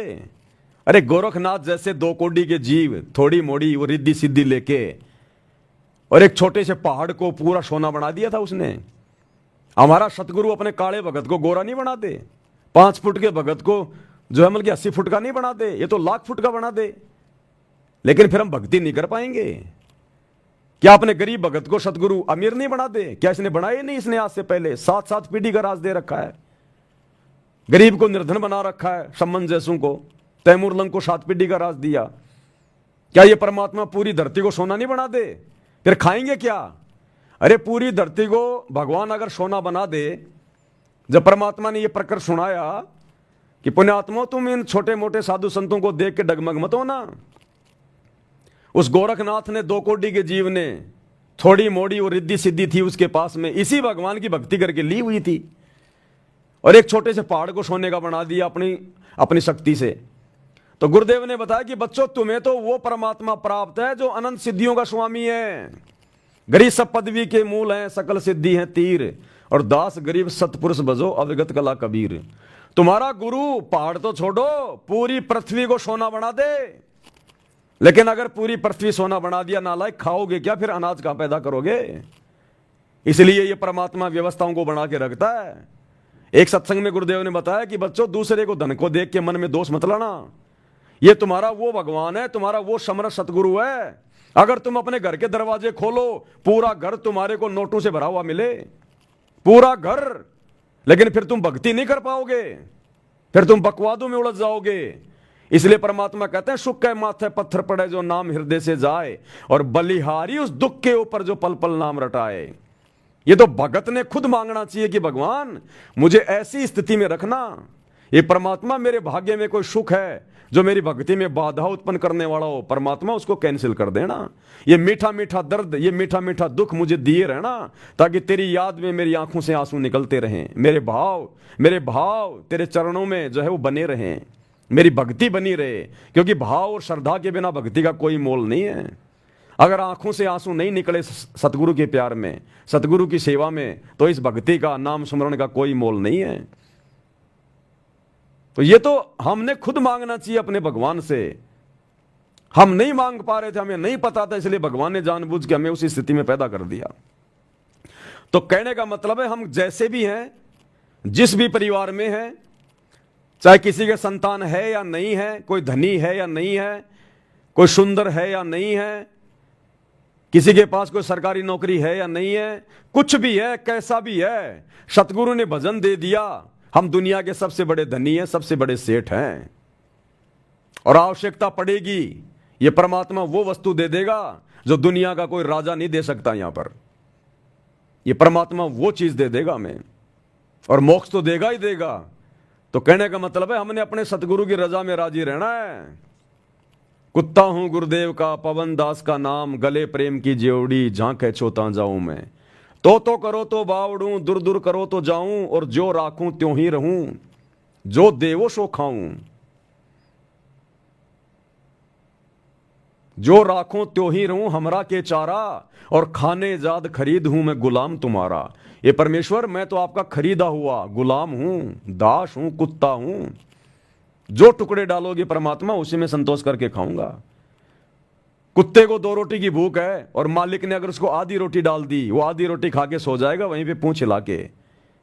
वो मालिक के साथ में डिमांड नहीं करेगा कि मुझे और दे, उसी में संतुष्ट होके सो जाएगा वो कुत्ता। ये कुत्ता का उदाहरण क्यों देते हैं गुरुदेव बार बार? कुत्ते में बहुत सारे गुण हैं, बहुत गुण हैं। अगर उसके आधे गुण भी अगर भगत अपने ऊपर धारण कर ले, सतलोक चला जाए। कुत्ते से बड़ा कोई स्वामी भगत नहीं होता, कुत्ते से बड़ा कोई स्वामी भगत नहीं होता। तो हम भक्तों ने उस कुत्ते की तरह गुरु भगत बनना है।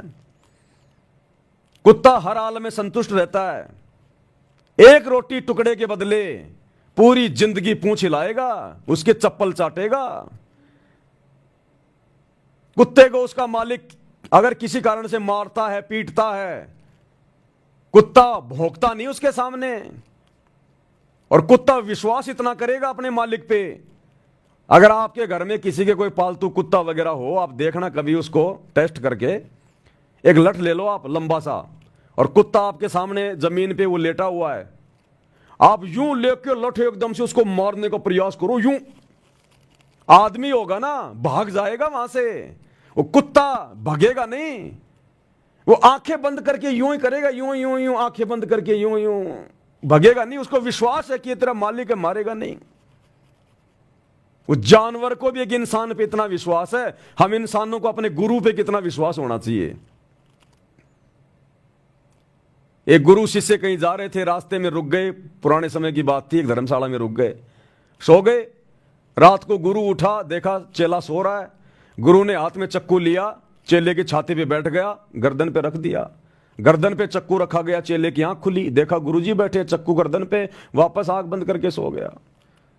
गुरु ने थप्पड़ मारा, नालायक तेरे को डर नहीं लगा मैं तेरा गर्दन काट देता तो? बोला गुरुजी आप अगर गर्दन काटोगे तो मेरे भले में काटोगे। अरे आपके हाथ से तो गर्दन कट के मरना भी लाख गुना अच्छा है। तो इतना विश्वास अपने गुरु पे होना चाहिए, लेकिन उस कुत्ते जितना विश्वास भी भगत को भगवान पे नहीं हो रहा।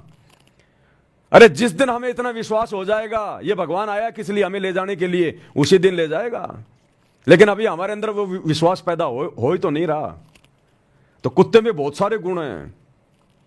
कुत्ता अपने मालिक की तरफ कभी भोगता नहीं, अपने मालिक को कभी छोड़ के नहीं जाता, वो मालिक ही छोड़ देता उसको, लेकिन कुत्ता कभी अपने मालिक को छोड़ता नहीं है, और संतोष करता है, और हमेशा रखवाली करेगा, स्वामी भगत बन के रहेगा।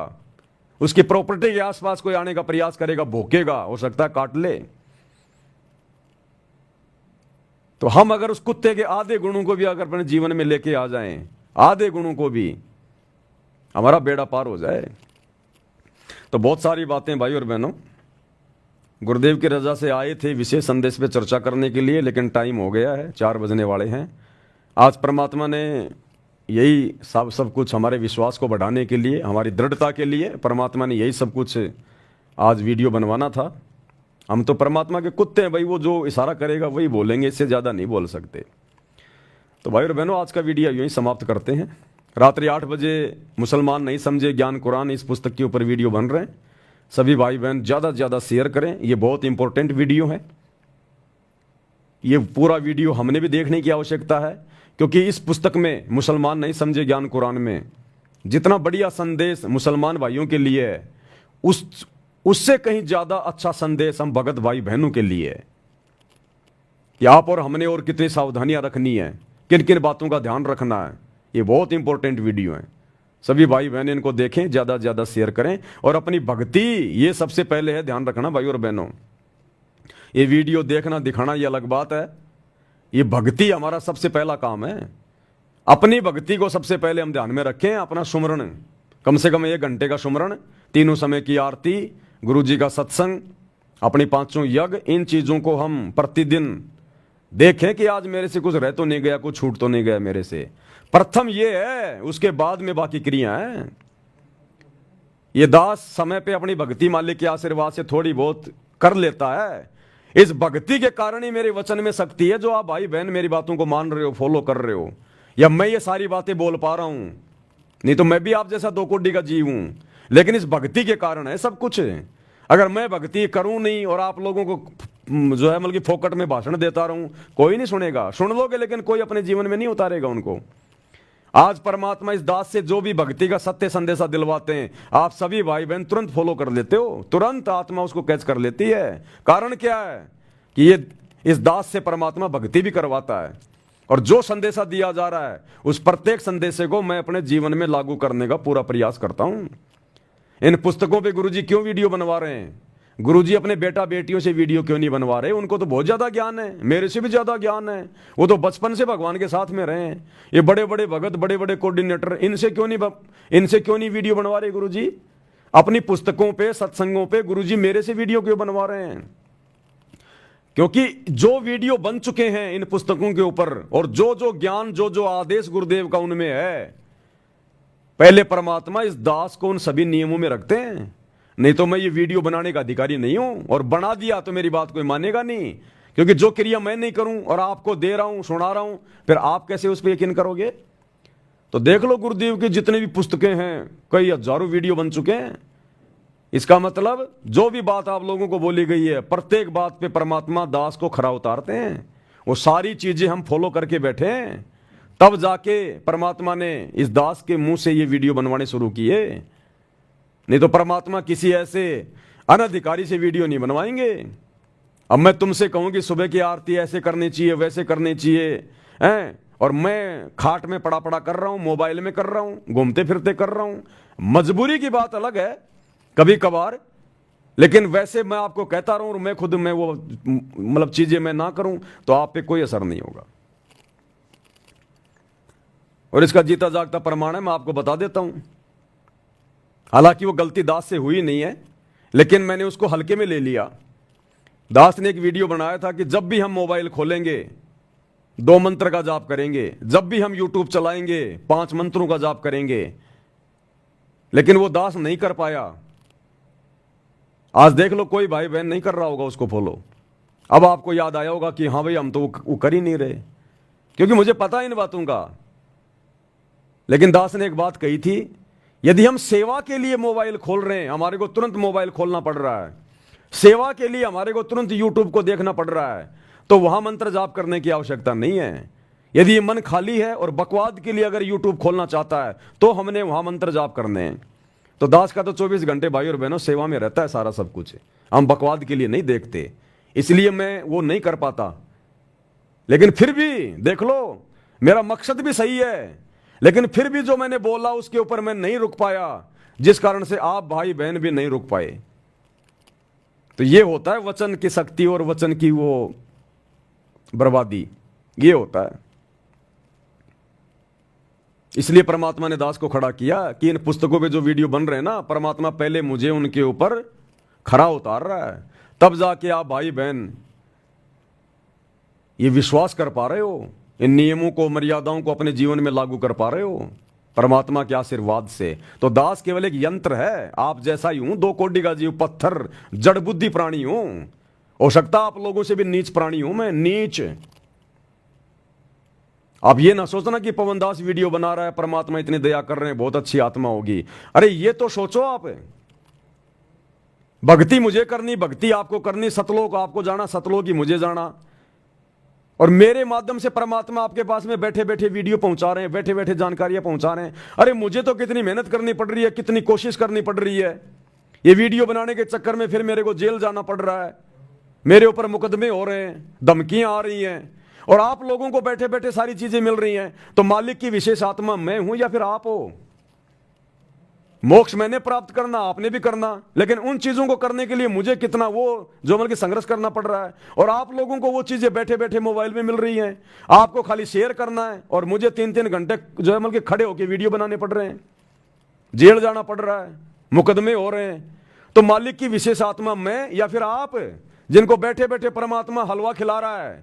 पवन दास तो हलवा बना रहा है और आप लोगों को भगवान खिला रहा है। तो विशेष प्यारी आत्मा आप हो परमात्मा की, ना कि ये पवन दास है।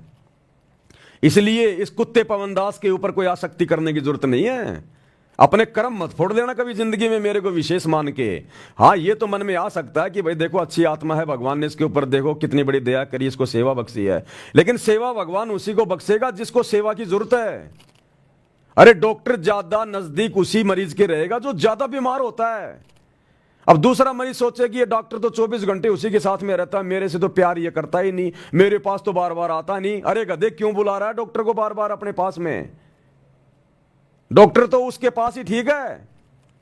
तो जो ज्यादा मरीज होता है डॉक्टर वहीं तो जाएगा ज्यादा। तो जो ज्यादा भक्तिहीन होगा गुरु उसी को तो ज्यादा सेवा देगा। तो आप भाई बहन इतने भक्तिहीन नहीं है, आप अच्छी आत्मा भगवान की, इसलिए आपको बना बनाया हलवा खाने को मिल रहा है और दास को मेहनत करनी पड़ रही है। तो सर्वश्रेष्ठ आत्मा आप लोग हैं, ना कि पवन दास। इसलिए हमने किसी भगत पे आस्था नहीं रखनी है, अपने गुरु जी के चरणों में, कि जो भी कुछ करवा रहा मेरा गुरु करवा रहा है। अगर मेरा गुरु अपना आशीर्वाद ना दे, ये पवन दास 2 कोड़ी का गधा है, क्या कर लेगा? ये कुछ नहीं कर सकता। और ये रियलिटी है, हकीकत है ये। तो हर बात में अपने गुरु जी को सरे, अपने गुरु जी को महत्व। तब जाकर गुरु अपने चरणों में जगह देगा। ये परीक्षा हमारी होती है, ये परीक्षा चल रही है हमारी, हर प्रकार से ध्यान रखना, हर प्रकार से। ऐसा नहीं है कि उधर पहले मैनेजमेंट के चक्कर में फंसे हुए थे, कोऑर्डिनेटरों को महान मान रहे थे, गुरुजी के बेटा बेटी को महान मान रहे थे, इधर साथ संगति में आके पवन दास को महान मानने लग जाओ, फिर तो वही बात हो गई, आसमान से गिरे खजूर पे अटके लटके रह जाओगे फिर। हालांकि ऐसी गलती सत्संग को भाई बहन नहीं करेंगे, लेकिन दास का फर्ज है बोलने का, दास का फर्ज है कहीं कोई कचरा हो तो अपने दिमाग से निकाल दे। हम सब जीव हैं, हमारी जीव जाति है, हमारी कोई औकात नहीं है। एक मुंह से एक शब्द भी अगर गुरु का आशीर्वाद नहीं हो, नहीं निकाल सकता, कोई निकाल के दिखा देना।